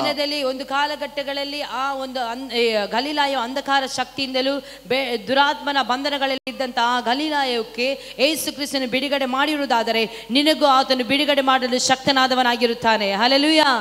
ആ ഗലീലയിൽ കാനാവിൽ ഒരു കല്യാണം ഉണ്ടായി. ಆ ಗಲೀಲಾಯ ಊರಿನಲ್ಲಿ, ಆ ಗಲೀಲಾಯ ಎಂಬ ಪಟ್ಟಣದಲ್ಲಿ ಕಾನಾ ಊರಿನಲ್ಲಿ ಆ ಒಂದು ಮದುವೆ ಆದದನ್ನು ನಾವು ನೋಡುತ್ತೇವೆ. ആ കല്യാണത്തിന് അവിടെ ഒരുക്കിയ വീഞ്ഞ തീർന്നു പോയി എന്ന് പുസ്തകം പഠിപ്പിക്കുന്നു. ಆ ಮದುವೆಗೆ ಬೇಕಾದಂತ, ಆ ಮದುವೆಗೆ ಸಿದ್ಧಪಡಿಸಿದಂತ ಆ ಒಂದು ದ್ರಾಕ್ಷಾರಸವು ಮುಗಿದು ಹೋದದನ್ನು ನಾವಲ್ಲಿ ನೋಡುತ್ತೇವೆ. എന്നാൽ ക്ഷണിക്കപ്പെട്ട ജനം ഇനിയും ഉണ്ട്. ಆದರೆ ಸೇವಿಸಲಿಕ್ಕೆ ಇರುವವರು ಇನ್ನೂ ಅನೇಕರು ಇದ್ದರು. ആ കല്യാണ വീട്ടിലെ വീട്ടുകാർ ആകപ്പാടെ മനസ്സ് വേദനിക്കുവാനിടയായി. ಆದರೆ ಆ ದ್ರಾಕ್ಷಾರಸವು ಮುಗಿಯಿತು ಅಂತ ಹೇಳಿ ಮನೆಯವರಿಗೆ ಕೇಳಿದ ಕೂಡಲೇ ಅವರಿಗೆ ಬಹಳ ಮನಸ್ಸು ನೋವು ಉಂಟಾಯಿತು. ഇനി ഞങ്ങൾ എന്താണ് ചെയ്യേണ്ടുന്നത് എന്നവർ ഭാരപ്പെടുവാനിടയായി. ಏನು ಮಾಡಬೇಕು ಅಂತ ಹೇಳಿ ಅವರು ಭಾರದಿಂದ ಇದ್ದರು. എന്നാൽ തിരുവെഴുത്ത് വായിക്കുന്നു, യേശു ക്രിസ്തുവിനെയും ശിഷ്യന്മാരെയും കല്യാണത്തിന് ക്ഷണിച്ചു. ಆದರೆ ಯೇಸು ಕ್ರಿಸ್ತನು ಮಾತ್ರವಲ್ಲ, ಯೇಸು ಕ್ರಿಸ್ತನು ಆತನ ಶಿಷ್ಯರು ಆ ಒಂದು ಮದುವೆಗೆ ಬಂದಿದ್ದರು. യേശുവിന്റെ അമ്മ മറിയ അവിടെ ഉണ്ടായിരുന്നു എന്ന് വായിക്കുന്നു. ನಾವಲ್ಲಿ ನೋಡುತ್ತೇವೆ ಯೇಸು ಕ್ರಿಸ್ತನ ತಾಯಿಯೂ ಅಲ್ಲಿ ಇದ್ದಳು ಅಂತ ಹೇಳಿ ನಾವು ವಾಕ್ಯದಲ್ಲಿ ನೋಡುತ್ತೇವೆ. യേശു ക്രിസ്തുവിന്റെ അമ്മയായ മറിയ അവന്റെ അടുക്കലേക്ക് വന്നു. ആമേൻ, ഇവിടെ വീഞ്ഞു തീർന്നു പോയി എന്ന വിഷയം യേശുവിനെ അറിയിപ്പാനിടയായി. ಯೇಸು ಕ್ರಿಸ್ತನ ತಾಯಿಯಾದ ಮರಿಯಳು ಯೇಸುವಿನ ಬಳಿಗೆ ಬಂದು ಇವರ ಮನೆಯಲ್ಲಿ ದ್ರಾಕ್ಷರಸ ತೀರಿ ಹೋಗಿದೆ, ಖಾಲಿಯಾಗಿದೆ ಅಂತ ಹೇಳಿ ಯೇಸುವಿಗೆ ಹೇಳುವುದನ್ನು ನಾವಲ್ಲಿ ನೋಡುತ್ತೇವೆ. യേശു ക്രിസ്തു തന്റെ മാതാവായ മറിയോട് ചോദിച്ച, സ്ത്രീയെ എനിക്കും നിനക്കും തമ്മിൽ എന്താണ്? ಆಗ ಕರ್ತನಾದಂತ ಯೇಸು ಕ್ರಿಸ್ತನು ಆತನ ತಾಯಿಯಾದ ಮರಿಯಳಿಗೆ ಹೇಳಿದಂತ ಒಂದು ಮಾತು ಹೀಗೆ ಆಯಿತು. ಆಕೆಗೆ, ಅಮ್ಮ, ನನ್ನ ಗಡುವೆ ನಿನಗೆ ಏಕೆ? ನನ್ನ ಸಮಯವು ಇನ್ನೂ ಬಂದಿಲ್ಲ ಎಂದು ಹೇಳಿದನು. ഈ കാര്യങ്ങളെല്ലാം ഇവിടെ ഇരിക്കുന്ന ദൈവജനത്തിൽ വചനത്തിൽ നിന്ന് വായിച്ചു കേട്ട് മനസ്സിലാക്കിയവരാണെന്ന് ഞാൻ മനസ്സിലാക്കുന്നു. ಈ ಕಾರ್ಯಗಳೆಲ್ಲವೂ ನಾನು ಹೇಳುತ್ತಿರುವಂತ ಎಲ್ಲಾ ಮಾತುಗಳು ನೀವು ಈಗಾಗಲೇ ಓದಿದ್ದೀರಾ ಅಂತ ಹೇಳಿ ನಾನು ಎನಿಸುತ್ತೇನೆ. എന്നാൽ മനോഹരമായ പാത്രങ്ങൾ, വെങ്കൽ ഭരണികൾ ആ വിരുന്ന് ശാലയ്ക്കകത്ത്, കല്യാണ വീട്ടിനകത്ത് നിരനിരയായിരിക്കുമ്പോൾ യേശു ക്രിസ്തുവിന്റെ കണ്ണു പതിച്ചത് പുറത്തു കിടക്കുന്ന കൽപാത്രത്തിലാണ്. ಆದರೆ ಆ ಮದುವೆಗೆ ಬೇಕಾದಷ್ಟು ಪಾತ್ರೆಗಳು, ಸುಂದರವಾದಂತ ಪಾತ್ರೆಗಳು ಆ ಮದುವೆ ಮಂಟಪದಲ್ಲಿ, ಆ ಮನೆಯಲ್ಲಿ ಸುಂದರವಾದಂತ ಪಾತ್ರೆಗಳಿತ್ತು. ಆದರೆ ನನ್ನ ಕರ್ತನಾದಂತ ಯೇಸು ಕ್ರಿಸ್ತನಿಗೆ ಆ ಸುಂದರವಾದಂತ ಪಾತ್ರೆಗಳ ಮೇಲೆ ಕಣ್ಣು ಹೋಗದೆ ಹೊರಗೆ ಇದ್ದಂತ ಆ ಒಂದು ಬಾನೆ, ಆ ಪಾತ್ರೆಗಳ ಮೇಲೆ ಕಣ್ಣು ಹೋಯಿತು. യഹൂദന്മാർ അവരുടെ ശുദ്ധീകരണത്തിനു വേണ്ടി വെള്ളം നിറച്ചു വെക്കുന്ന, പുറത്തു വെക്കുന്ന, വീട്ടിന് പുറത്തു വെക്കുന്ന, ആരും ആദരിക്കാത്ത കൽപാത്രം യേശു ക്രിസ്തു കാണുവാനിടയായി. ಯಹೂದ್ಯರ ಶುದ್ಧಾಚಾರದ ಪದ್ಧತಿಯ ಪ್ರಕಾರ 2-3 ಕೊಳಗ ನೀರು ಹಿಡಿಯುವ 6 ಕಲ್ಲಿನ ಬಾನೆಗಳು ಅಲ್ಲಿ ಇಟ್ಟಿದ್ದವು. ಯಾರು ಸಹ ಆ ಒಂದು ಕಲ್ಲಿನ ಬಾನೆಗಳನ್ನು ಮನೆಯ ಒಳಗೆ ತರುತ್ತಿರಲಿಲ್ಲ. ಆ ಯಹೂದ್ಯರೆಲ್ಲರೂ ಆ ಕಲ್ಲಿನ ಬಾನೆಗಳನ್ನು ಹೊರಗೆ ಇಡುತ್ತಿದ್ದರು. ശിഷ്യന്മാരോട് അഥവാ ശുശ്രൂഷക്കാരോട് കർത്താവ് പറഞ്ഞു, ഈ കൽപാത്രത്തിൽ വെള്ളം കോരി നിറപ്പീനെന്ന് പറഞ്ഞു. ಕರ್ತನಾದಂತ ಯೇಸು ಕ್ರಿಸ್ತನು ಈ ಪ್ರಕಾರವಾಗಿ ಹೇಳಿದನು, ಆ ಒಂದು ಕಲ್ಲಿನ ಬಾನೆಗಳಲ್ಲಿ ನೀರುಗಳನ್ನು ತುಂಬಿಸಿರಿ ಅಂತ ಹೇಳಿ. കോരി നിറച്ചത് പച്ചവെള്ളമാണ്, എന്നാൽ വാങ്ങി കുടിച്ചവർ മുന്തിരിച്ചാറായിരുന്നു. ಆದರೆ ಆ ಒಂದು ಕಲ್ಲಿನ ಬಾನೆಗಳಲ್ಲಿ ತುಂಬಿಸಿದ್ದು ನೀರಾಗಿತ್ತು. ಆದರೆ ಆ ಒಂದು ಕಲ್ಲಿನ ಬಾನೆಗಳಿಂದ ಹೊರಗೆ ತರಬೇಕಾದ್ರೆ ಆ ನೀರಾಗಿರಲಿಲ್ಲ, ಅದು ದ್ರಾಕ್ಷರಸವಾಗಿ ಬಂತು. ശുശ്രൂഷക്കാരോട് ചോദിക്കുക, നിങ്ങളിതിൽ കോരി ഒഴിച്ചത് എന്താണ്? അവർ പറയും, ഞങ്ങളിൽ കോരി ഒഴിച്ചത് ആ കാണുന്ന കിണറ്റിലെ പച്ചവെള്ളമാണ്. എന്നാൽ കുടിച്ചവർ പറയുന്നു, ഇത്ര നല്ല വീഞ്ഞ് നീ എവിടെ സൂക്ഷിച്ചു വെച്ചു? ಆದರೆ ಕಲ್ಲಿನ ಬಾನೆಗಳಿಗೆ ನೀರನ್ನು ಹಾಕಿದಂತ ಆ ಶಿಷ್ಯರ ಬಳಿಗೆ ಹೋಗಿ, ನೀವು ಏನನ್ನು ಆ ಒಂದು ಕಲ್ಲಿನ ಬಾನೆಗಳಿಗೆ ತುಂಬಿಸಿದಿರಿ ಅಂತ ಹೇಳಿ ಕೇಳಿದ್ರೆ ಅವರು ಹೇಳ್ತಾರೆ, ನಾನು ಶುದ್ಧವಾದಂತ ನೀರನ್ನು, ತಣ್ಣೀರನ್ನು ನಾನು ಆ ಕಲ್ಲಿನ ಬಾನೆಗಳಲ್ಲಿ ತುಂಬಿಸಿದೆ ಅಂತ ಹೇಳಿ. ಆದರೆ ಆ ಸೇವಿಸಿದವರು ಹೇಳುತ್ತಾರೆ, ಇಷ್ಟೊಂದು ರುಚಿಕರವಾದಂತಹ ದ್ರಾಕ್ಷರಸ ಎಲ್ಲಿಂದ ಬಂತು ಅಂತ ಹೇಳಿ ಆಶ್ಚರ್ಯವನ್ನು ಪಡುತ್ತಿದ್ದಾರೆ. ഇന്ന് പകൽ ദൈവാത്മാവ് നിങ്ങളോട് പറയുന്നൊരു ദൂത് ശ്രദ്ധിക്കുക. ಈ ಬೆಳಗಿನ ವೇಳೆಯಲ್ಲಿ ದೇವರಾತ್ಮನೇ ನಿಮಗೆ ಕೊಡುವಂತ ಒಂದು ಪ್ರವಾದನ ಮಾತುಗಳನ್ನು ಗಮನಿಸಿರಿ. ഈ കൽപാത്രത്തിൽ കോരി നിറച്ച പച്ചവെള്ളം എപ്പോഴാണ് ഒരു പുതുവീഞ്ഞായി മാറിയത്? ಈ ಕಲ್ಲಿನ ಬಾನೆಗಳಲ್ಲಿ ತುಂಬಿಸಿದಂತ ನೀರು ಯಾವಾಗ ದ್ರಾಕ್ಷರಸವಾಗಿ ಮಾರ್ಪಟ್ಟಿತು?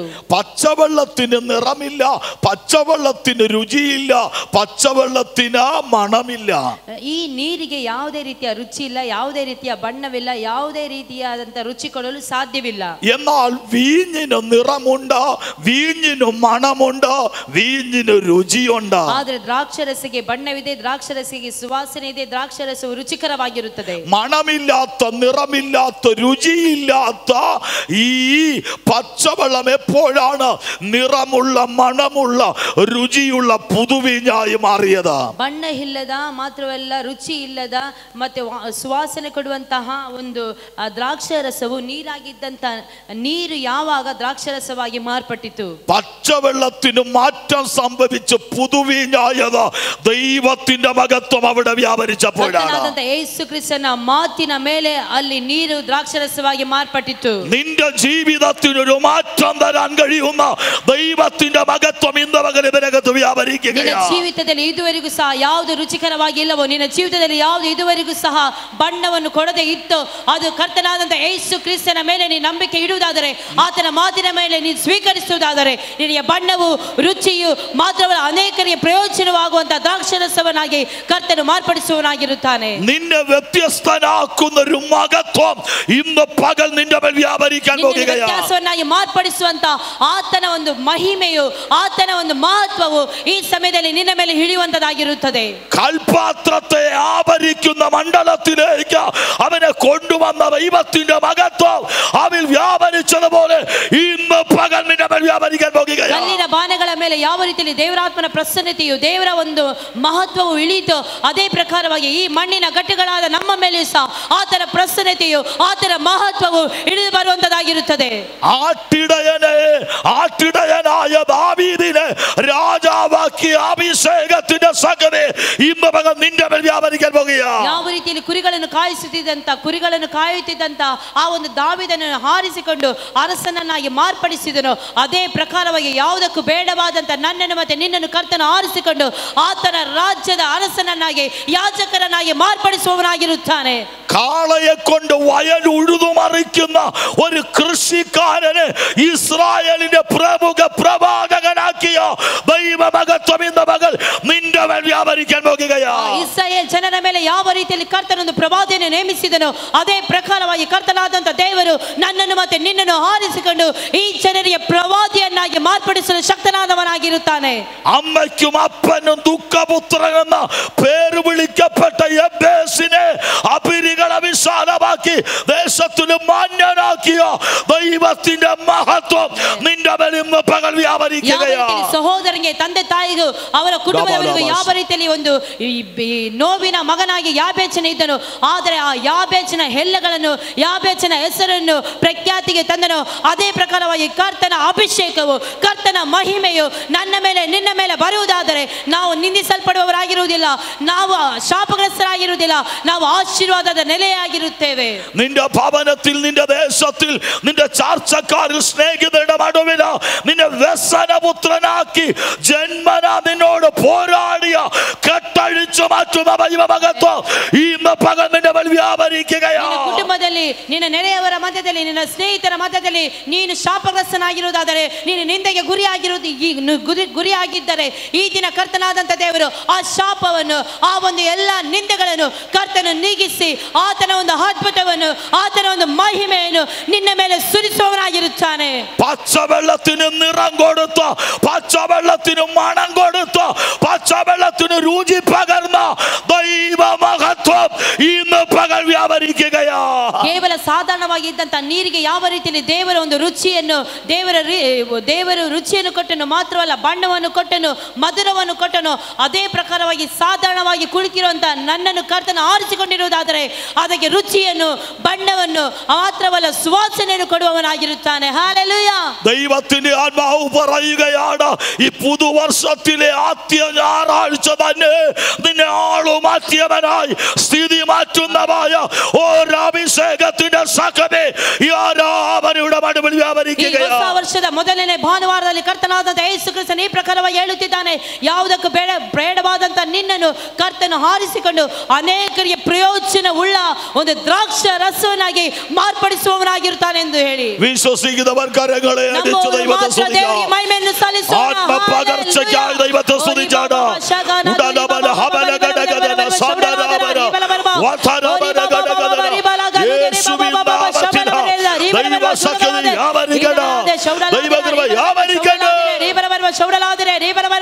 ದೇವರ ಪ್ರಸನ್ನತೆ ಇಳಿಯಲ್ಪಡಲಿ. ಆಮೆನ್.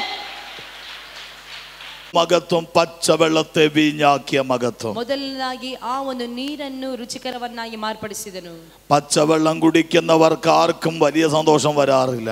ನೀರು ಕುಡಿಯೋರಿಗೆ ಯಾರಿಗೆ ಸಹ ಸಂತೋಷ ಬರುವುದಿಲ್ಲ. എന്നാൽ വീഞ്ഞ് കുടിക്കുന്നതായ അനേകർക്ക് വലിയ സന്തോഷം ഉണ്ടാകുന്നുണ്ട്. ಆದರೆ ದ್ರಾಕ್ಷಾರಸವನ್ನು ಸೇವಿಸುವವರಿಗೂ ಸಂತೋಷ ಬರುತ್ತದೆ. ഇന്ന് പകൽക്കാലം നിന്നെ നിന്റെ പട്ടണത്തിൽ ദൈവം ഒരു പുതുവീഞ്ഞാക്കി മാറ്റാൻ പോകുകയാണ്. ನಿನ್ನನ್ನು ಈ ಪಟ್ಟಣದಲ್ಲಿ ಕರ್ತನ ಒಂದು ಹೊಸ ಒಂದು ದ್ರಾಕ್ಷಾರಸವನ್ನಾಗಿ ಮಾರ್ಪಡಿಸುವವನಾಗಿರುತ್ತಾನೆ. അനേകർ നിന്നിലൂടെ യേശു ക്രിസ്തുവിനെ രുചിച്ചറിയേണ്ടവനാ, യേശു ക്രിസ്തുവിന്റെ പ്രവൃത്തിയെ രുചിച്ചറിയേണ്ടവനാ അനേകരുടെ നടുവിൽ ദൈവം നിന്നെ ഒരു പുതുവീഞ്ഞാക്കി മാറ്റാൻ പോകുകയാണ്. ಅನೇಕರು ನಿನ್ನ ಮೂಲಕವಾಗಿ ಯೇಸು ಕ್ರಿಸ್ತನನ್ನು ತಿಳಿದುಕೊಳ್ಳುವ ಹಾಗೆ, ಅನೇಕರು ನಿನ್ನ ಮೂಲಕವಾಗಿ ಯೇಸು ಕ್ರಿಸ್ತನ ರುಚಿ ನೋಡುವ ಹಾಗೆ, ಅನೇಕರು ನಿನ್ನ ಮೂಲಕವಾಗಿ ಯೇಸು ಕ್ರಿಸ್ತನ ಪ್ರತಿಬಿಂಬವನ್ನು ಕಾಣುವ ಹಾಗೆ ಕರ್ತನು ನಿನ್ನನ್ನು ಈ ವರ್ಷದಲ್ಲಿ ನಿಲ್ಲಿಸುವನಾಗಿರುತ್ತಾನೆ ಎಂದು ದೇವರ ಆತ್ಮನು ಹೇಳುತ್ತಿದ್ದಾನೆ. ദൈവത്തിന്റെ ആത്മാവ് വീണ്ടും പറയുന്നത്, ഈ സഭയെ അനേകർ ഈ പട്ടണത്തിൽ യേശുവിന്റെ മഹത്വത്തെ, ദൈവത്തിന്റെ പ്രവൃത്തിയെ, ദൈവത്തിന്റെ സ്നേഹത്തെ, ദൈവത്തിന്റെ ആഴമേറിയ അനുഭവങ്ങളെ രുചിച്ചറിയേണ്ടവന് ഈ സഭയെ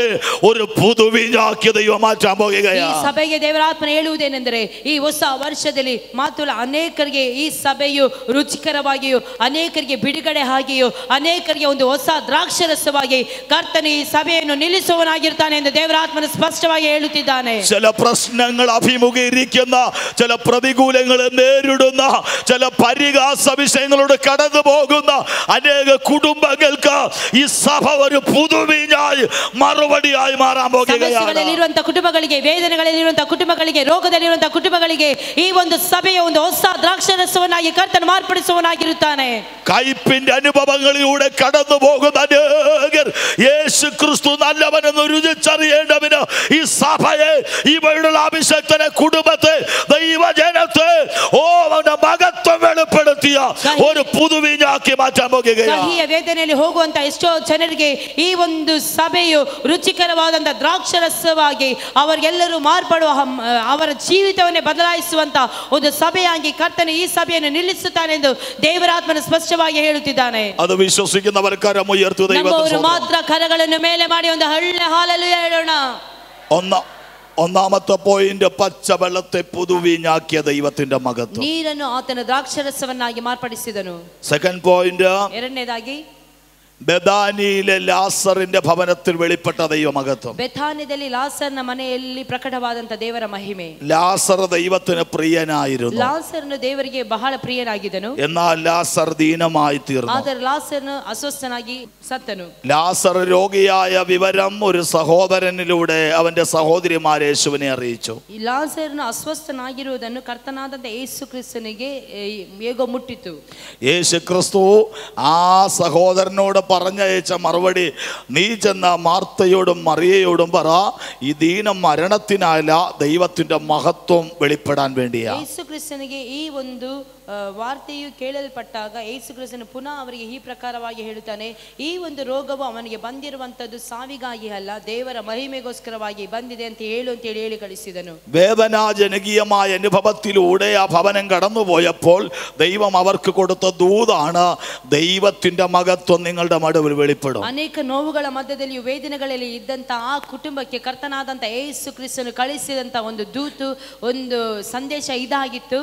ಈ ಸಮಯದಲ್ಲಿ ಈ ಒಂದು ಪೀಡನೆ, ಈ ಒಂದು ರೋಗವು ಬಂದಿರುವಂತದ್ದು ಅವನನ್ನು ಸಾಯಿಸುವುದಕ್ಕಾಗಿ ಅಲ್ಲ, ಇದರ ಮೂಲಕವಾಗಿ ದೇವರ ಮಹಿಮೆ ಹೊಂದಲಿಕ್ಕಿದ್ದಾನೆ ಅಂತ ಹೇಳಿ. എന്നാൽ തിരുവെഴുത്ത് പറയുന്നു ലാസർ മരിച്ചുപോയി. ಆದರೆ ಸತ್ಯವೇದವು ಹೇಳುತ್ತದೆ ಲಾಸರನು ಸತ್ತು ಹೋದನು. മരിച്ചുപോയ ലാസർ 3 അവസ്ഥയിലേക്കാണ് മാറ്റപ്പെട്ടത്. ಸತ್ತು ಹೋದಂತ ಲಾಸರನು 3 ಅವಸ್ಥೆಯಲ್ಲಿ ಇರುವುದನ್ನು ನಾವು ನೋಡುತ್ತೇವೆ. ഒന്ന്, മരണപ്പെട്ട ലാസറിനെ റോമാലികൾ കൊണ്ട് ചുറ്റി വരിയുവാൻ ಮೊದಲನೇದಾಗಿ ಲಾಸರನು ಸತ್ತು ಹೋದನು. ಆ ಲಾಸರನನ್ನು ಒಂದು ಬಟ್ಟೆಯಿಂದ ಸುತ್ತಲ್ಪಟ್ಟಿದ್ದರು. അവന്റെ ഉച്ചി മുതൽ ഉള്ളങ്കാൽ വരെ അവനെ റോമാലികൾ കൊണ്ട് ബന്ധിച്ചു എന്ന് നമുക്ക് വായിക്കാം. ನಾವು ಸತ್ಯವೇದವನ್ನು ಓದುವುದಾದರೆ ನಡು ನೆತ್ತಿಯಿಂದ ಅಂಗಾಲವರೆಗೂ ಆತನನ್ನು ಅಂದ್ರೆ ಬಟ್ಟೆಯಿಂದ ಸುತ್ತಿದರು ಅಂತ ಹೇಳಿ ನಾವು ನೋಡುತ್ತೇವೆ. രണ്ടാമത്തെ അവസ്ഥ, ലാസർ കല്ലറയ്ക്കകത്ത് ഒതുക്കപ്പെട്ടു. ಎರಡನೇದಾಗಿ ಲಾಸರನ ಶವವು ಸಮಾಧಿಯ ಹೊಳಗೆ ಕಲ್ಲಿನಿಂದ ಮುಚ್ಚಲ್ಪಟ್ಟಿತು. മൂന്നാമത്തെ അവസ്ഥ, ലാസറിനെ ഒതുക്കി വെച്ച കല്ലറ അടച്ചു വെച്ചു. ನಂತರವಾಗಿ ಲಾಸರ್ಗೆ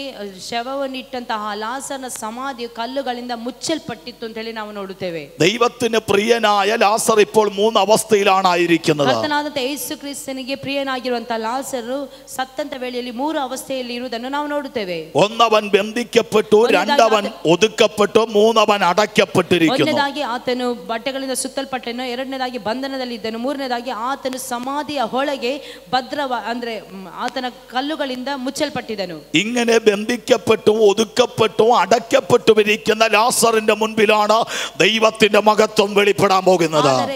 ಈ ರೀತಿಯಲ್ಲಿ ಅಡಗಿಸಲ್ಪಟ್ಟಂತ ಈ ಲಾಸರ್ನ ಜೀವಿತದಲ್ಲಿ ದೇವರ ಮಹತ್ವವನ್ನು ಕಾಣುವಂತೆ ಕರ್ತನಲ್ಲಿ ತೋರಿಸಿದನು.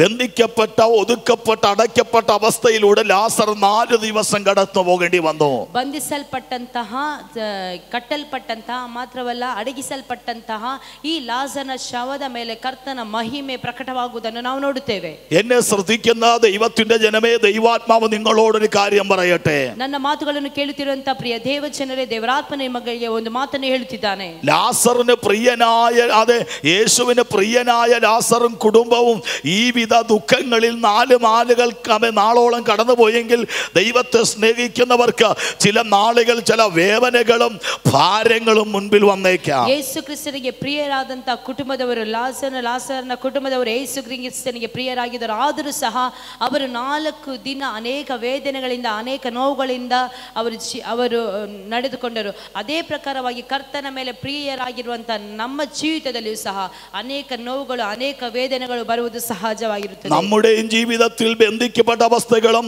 ആ ഒതുക്കപ്പെട്ട അവസ്ഥകളും ചിലതൊക്കെ അടയപ്പെട്ടു പോയ അവസ്ഥകളും വന്നേക്കാം.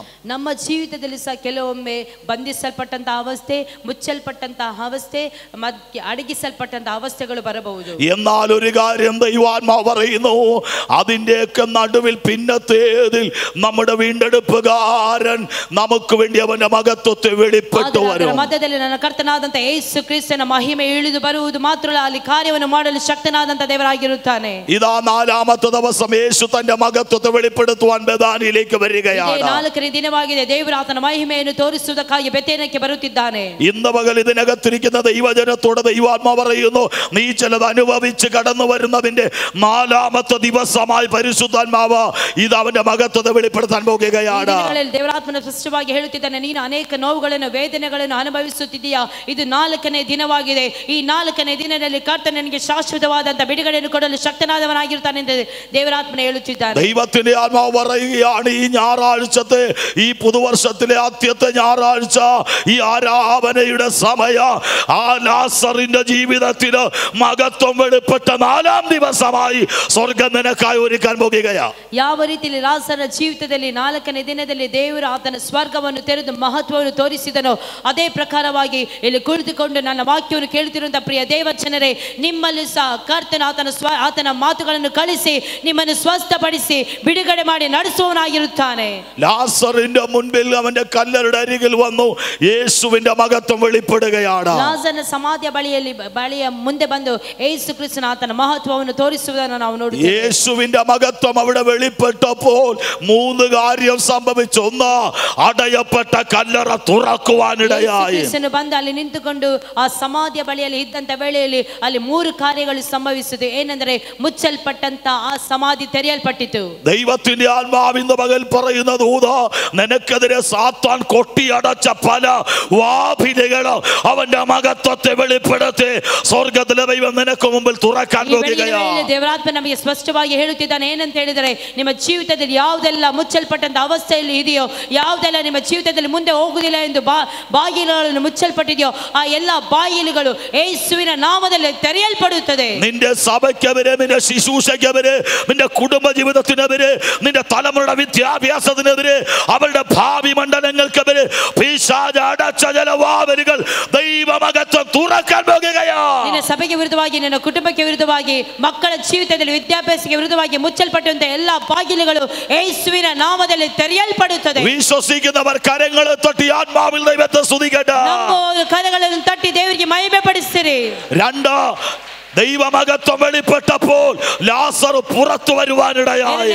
ದೇವರ ಮಹತ್ವ ಅಲ್ಲಿ ಪ್ರಕಟವಾದಾಗ ಲಾಸರನು ಹೊರಗೆ ಬರುವುದನ್ನು ನಾವು ನೋಡುತ್ತೇವೆ. ഇന്ന് പകൽ ആത്മാവ് നൽകുന്ന ദൂത ചിലരെ പിശാച് ഒതുക്കിയ മണ്ഡലത്തിൽ നിന്ന് ഈ പുതുവർഷത്തിൽ അവന്റെ മഹത്വത്തോടെ പുറത്തു കൊണ്ടുവരാൻ പോകുകയാണ്. ಇಲ್ಲಿ ಅನೇಕರನ್ನು ಸೈತಾನನ್ ಕಟ್ಟಲ್ಪಟ್ಟಂತ ಅವಸ್ಥೆಯಲ್ಲಿ ಅಡಗಿಸಿಟ್ಟಿರುವಂತ ವೇಳೆಯಲ್ಲಿ ಈ ಹೊಸ ವರ್ಷದಲ್ಲಿ ದೇವರು ನಮಗೆ ಹೇಳುವುದೇನೆಂದರೆ, ನೀನು ಅಡಗಿ ಕುಳಿತುಕೊಳ್ಳುವುದಕ್ಕಾಗಿ ಅಲ್ಲ, ಯೇಸು ಕ್ರಿಸ್ತನು ಅಡಗಿರುವಂತ ಸಮಯದಿಂದ ಹೊರತರಲು ಶಕ್ತನಾದವನಾಗಿರುತ್ತಾನೆ. 3ാമത്തെ പോയിന്റ് പരിശുദ്ധാത്മാവ് പറയുന്നത്, 3ನೇದಾಗಿ ಪರಿಶುದ್ಧಾತ್ಮನ ಹೇಳುವುದೇನೆಂದರೆ, ദൈവത്തിന്റെ മഹത്വം വെളിപ്പെട്ടപ്പോൾ ದೇವರ ಮಹತ್ವ ಅಲ್ಲಿ ಪ್ರಕಟವಾಗುವಾಗ ലാസറിന്റെ ബന്ധനങ്ങൾ അഴിയുവാനിടയായി. കട്ടൽപ്പെട്ടಂತ എല്ലാ ബന്ധനಗಳು ಬಿಚ್ಚಲ್ಪಟ್ಟಿತು. പുറത്തു വന്ന ലാസറിനെ നോക്കി യേശു പറഞ്ഞു, അവന്റെ കെട്ടഴിപ്പീൻ അവൻ പോകട്ടെ. ಬಂದಂತ ವೇಳೆಯಲ್ಲಿ ಲಾಸರನ್ನು ನೋಡಿ ಯೇಸು ಕ್ರಿಸ್ತನು ಈ ಪ್ರಕಾರವಾಗಿ ಹೇಳಿದನು, ಇವನ ಕಟ್ಟುಗಳನ್ನು ಬಿಚ್ಚಿರಿ. ഇന്ന് പകൽ ശത്രു ബന്ധിച്ച ചില കുടുംബങ്ങള്, വ്യക്തികള്, ദൈവത്തിന്റെ മഹത്വത്തിന്റെ ശക്തി അവന്റെ ബന്ധനം അഴിക്കാൻ പോകുകയാണ്. ಬೆಳಗಿನ ವೇಳೆಯಲ್ಲಿ ಕೆಲವೊಂದು ಕುಟುಂಬಗಳ ಮೇಲೆ ವೈಯಕ್ತಿಕ ಜೀವಿತದಲ್ಲಿ ಕಟ್ಟಲ್ಪಟ್ಟಂತ ಸೈತಾನ ಎಲ್ಲಾ ಬಂಧನಗಳನ್ನು ಯೇಸುವಿನ ಆತ್ಮನು ಬಂದು ಹಿಡಿದು ಆ ಎಲ್ಲ ಕಟ್ಟುಗಳನ್ನು ಬಿಡಿಸುವವನಾಗಿರುತ್ತಾನೆ. ജലാവിചാരകന്മാർ നിനക്കെതിരെ ചെയ്ത കെട്ടുകള്, മന്ത്രവാദികൾ നിനക്കെതിരെ ചെയ്ത കെട്ടുകള്, നേർച്ച കാഴ്ചകളാൽ, വഴിപാടുകളാൽ നിനക്കെതിരെ വന്നു കയറിയ ചില ബന്ധനങ്ങള് ഇന്ന് പകൽ അവന്റെ മഹത്വത്തിന്റെ ശക്തിയാ ദൈവം അഴിച്ചു മാറ്റുകയാ. ಅನ್ಯ ಶಕ್ತಿಗಳ ಮೂಲಕವಾಗಿ ಮಾತ್ರವಲ್ಲ, ಮಾಂತ್ರಿಕ ಶಕ್ತಿಯ ಮೂಲಕವಾಗಿ, ಪೂಜಾ ಶಕ್ತಿಯ ಮೂಲಕವಾಗಿ ನೀನು ಕಟ್ಟಿರುವಂತಹ ಎಲ್ಲ ಕಟ್ಟುಗಳು ಈ ಸಮಯದಲ್ಲಿ ಎಲ್ಲಾ ರೀತಿಯಾದಂತಹ ಬಂಧನಗಳನ್ನು ಯೇಸು ಕ್ರಿಸ್ತನು ಬಿಚ್ಚುವವನಾಗಿರುತ್ತಾನೆ. ಆಮೆನ್. കെട്ടഴിയപ്പെട്ട കഴുതക്കുട്ടി യേശുവിന് വേണ്ടി ഉപയോഗിച്ചതുപോലെ അവൻ നിന്റെ കെട്ടഴിച്ച് നിന്നെ അവന്റെ നാമത്തിനായി പ്രയോജനപ്പെടുത്താൻ പോകുകയാണ്. ಯಾವ ರೀತಿಯಲ್ಲಿ ಕಟ್ಟಲ್ಪಟ್ಟಂತಹ ಕತ್ತೆಯನ್ನು ಕರ್ತನಾದಂತಹ ಯೇಸು ಕ್ರಿಸ್ತನು ಬಿಚ್ಚಲ್ಪಟ್ಟ ಆತನ ಅದರ ಮೇಲೆ ಸವಾರಿ ಮಾಡಿದನು. ಕಟ್ಟಲ್ಪಟ್ಟಂತಹ ಕರ್ತನ ಕಟ್ಟುಗಳನ್ನು ಬಿಚ್ಚಿ ನಿಮ್ಮ ಮೇಲೆ ಅದನ್ನು ಸವಾರಿ ಮಾಡಲು ಹೋಗುವವರಾಗಿರುತ್ತಾನೆ. ചിലരുടെ ജനന നാൾ മുതൽ ബന്ധിച്ച ചില ബന്ധനങ്ങൾ ആത്മാവിന്റെ മകൾ അഴിച്ചുകൊണ്ടിരിക്കുകയാണ്. ನಾಲ್ಗೆ ಮೇಲೆ ಕಟ್ಟಿರುವಂತಹ ಎಲ್ಲ ಕಟ್ಟುಗಳು ಈಗಲೇ ಯೇಸು ಕ್ರಿಸ್ತನು ಆ ಕಟ್ಟುಗಳನ್ನು ಬಿಚ್ಚುತ್ತಿರುತ್ತಾನೆ. ಆಮೆನ್. ഇവിടത്തെ പ്രവർത്തനങ്ങളെ ബന്ധിച്ച കെട്ടുകൾ ആത്മാവിന്റെ മകൾ അഴിക്കുകയാണ്. ಕೆಲವೊಬ್ಬರ ಮೇಲೆ, ಕೆಲವೊಂದು ಜೀವಿತದ ಮೇಲೆ, ಈ ಸೇವೆಗಳ ಮೇಲೆ ಇರುವಂತಹ ಎಲ್ಲ ಕಟ್ಟುಗಳು ಯೇಸುವಿನ ನಾಮದಲ್ಲಿ ಬಿಚ್ಚಲ್ಪಡಲಿ. ദൈവസഭയുടെ നന്മയെ ബന്ധിച്ച കെട്ടുകൾ ഇന്ന് മകൾ ആത്മാവ് അഴിച്ചു മാറ്റുകയാ. ಸಭೆಗೆ ದೇವರ ಉದ್ದೇಶಕ್ಕೆ ಅಭಿವೃದ್ಧಿಗೆ ವಿರುದ್ಧವಾಗಿ ಕಟ್ಟಿರುವಂತ ಎಲ್ಲ ಕಟ್ಟುಗಳು ಯೇಸುವಿನ ನಾಮದಲ್ಲಿ ಬಿಚ್ಚಲ್ಪಡಲಿ. നിന്റെ ഭാവിയെ ബന്ധിച്ച ബന്ധനങ്ങൾ ഇന്ന് മകൾ ആത്മാവ് അഴിച്ചു മാറ്റുകയാ. ಭವಿಷ್ಯ ಜೀವಿತವನ್ನು ಕಟ್ಟಿರುವಂತ ಎಲ್ಲ ಕಟ್ಟುಗಳು ಈಗಲೇ ಬಿಚ್ಚಲ್ಪಡಲಿ. ഇന്ന് പകൽക്കാലം എന്റെ വാക്കുകൾക്ക് ഞാൻ വിരാമം ഇടുവാൻ ആഗ്രഹിക്കുന്നു. ವೇಳೆಯಲ್ಲಿ ನನ್ನ ಈ ಮಾತುಗಳಿಗೆ ನಾನು ವಿರಾಮವನ್ನು ಕೊಡುತ್ತೇನೆ. യേശുവിന്റെ മഹത്വം നിന്റെ ജീവിതത്തിൽ വെളിപ്പെട്ടാൽ, ಯೇಸು ಕ್ರಿಸ್ತನ ಮಹತ್ವ ನಿನ್ನ ಜೀವಿತದಲ್ಲಿ ಪ್ರಕಟವಾಗುವುದಾದರೆ, പച്ചവെള്ളം പുതുവീഞ്ഞായതുപോലെ നിന്റെ ജീവിതത്തിൽ ഒരു വലിയ മാറ്റം ಯಾವ സംഭവിക്കും. ರೀತಿಯಲ್ಲಿ ನೀರಿಗೆ ಒಂದು ರುಚಿ ಬಂದಿತ್ತು, ಯಾವ ರೀತಿಯಲ್ಲಿ ನೀರಿಗೆ ಆ ಒಂದು ದ್ರಾಕ್ಷರಸಕ್ಕೆ ಬಣ್ಣ ಬಂದಿತ್ತು, ಯಾವ ರೀತಿಯಲ್ಲಿ ಆ ಒಂದು ಮಾರ್ಪಾಡಾಯಿತು, ಅದೇ ಪ್ರಕಾರವಾಗಿ ಸಾಧಾರಣವಾಗಿದ್ದಂತ ನಮ್ಮ ಜೀವಿತಕ್ಕೆ ಯೇಸು ಕ್ರಿಸ್ತನು ಪ್ರವೇಶಿಸುವುದಾದರೆ ನಮ್ಮ ಜೀವಿತದಲ್ಲೂ ಸಹ ಒಂದು ರುಚಿಯನ್ನು ಕೊಡುವ ಹಾಗೆ ಕರ್ತನು ಮಾರ್ಪಡಿಸುತ್ತಾನೆ. അടയപ്പെട്ട കല്ലറ തുറന്ന് ലാസറിനെ പുറത്തു കൊണ്ടവന്റെ ബന്ധനങ്ങൾ അഴിച്ചവന്റെ മഹത്വം നിങ്ങളുടെ ജീവിതത്തിൽ വെളിപ്പെടുത്തി ദൈവം നിങ്ങളെ മാനിക്കട്ടെ എന്ന് ഓർപ്പിച്ചുകൊണ്ട് ഞാൻ എൻ്റെ വാക്കുകൾക്ക് വിരാമമിടുകയാണ്. എന്നെ ശുശ്രൂഷയിൽ സഹായിക്കുകയും ചെയ്ത കർത്തൃദാസിക്കും ശുശ്രൂഷയ്ക്ക് അവസരം നൽകി ആവരിച്ച ആവരണ്യ കർത്തൃദാസനും ആമേ ദൈവജനത്തിനും എല്ലാവർക്കും കർത്താവിൻ്റെ നാമത്തിൽ എൻ്റെ വന്ദനങ്ങളെ അറിയിച്ചുകൊണ്ട് ഞാൻ എൻ്റെ വാക്കുകൾക്ക് വിരാമമിടുകയാണ്. ಯಾವ ರೀತಿಯಲ್ಲಿ ಲಾಸನ ಕಟ್ಟುಗಳನ್ನು ಬಿಚ್ಚಿ ಆತನ ಜೀವಿತದಲ್ಲಿ ಒಂದು ಪುನಃ ಚೈತನ್ಯವನ್ನು ಕೊಟ್ಟನು, ಅದೇ ಪ್ರಕಾರವಾಗಿ ನಿಮ್ಮ ಜೀವಿತದಲ್ಲಿ ಬಂಧಿಸಲ್ಪಟ್ಟಂತ ಎಲ್ಲ ಬಂಧನಗಳಿಂದ ಕರ್ತನ ಸಂಪೂರ್ಣವಾಗಿ ಬಿಡುಗಡೆಯನ್ನು ಕೊಟ್ಟು ನಿಮ್ಮ ಜೀವಿತವನ್ನು ಉದ್ಧರಿಸಲಿ ಎಂದು ನಾನು ಹೇಳುತ್ತೇನೆ.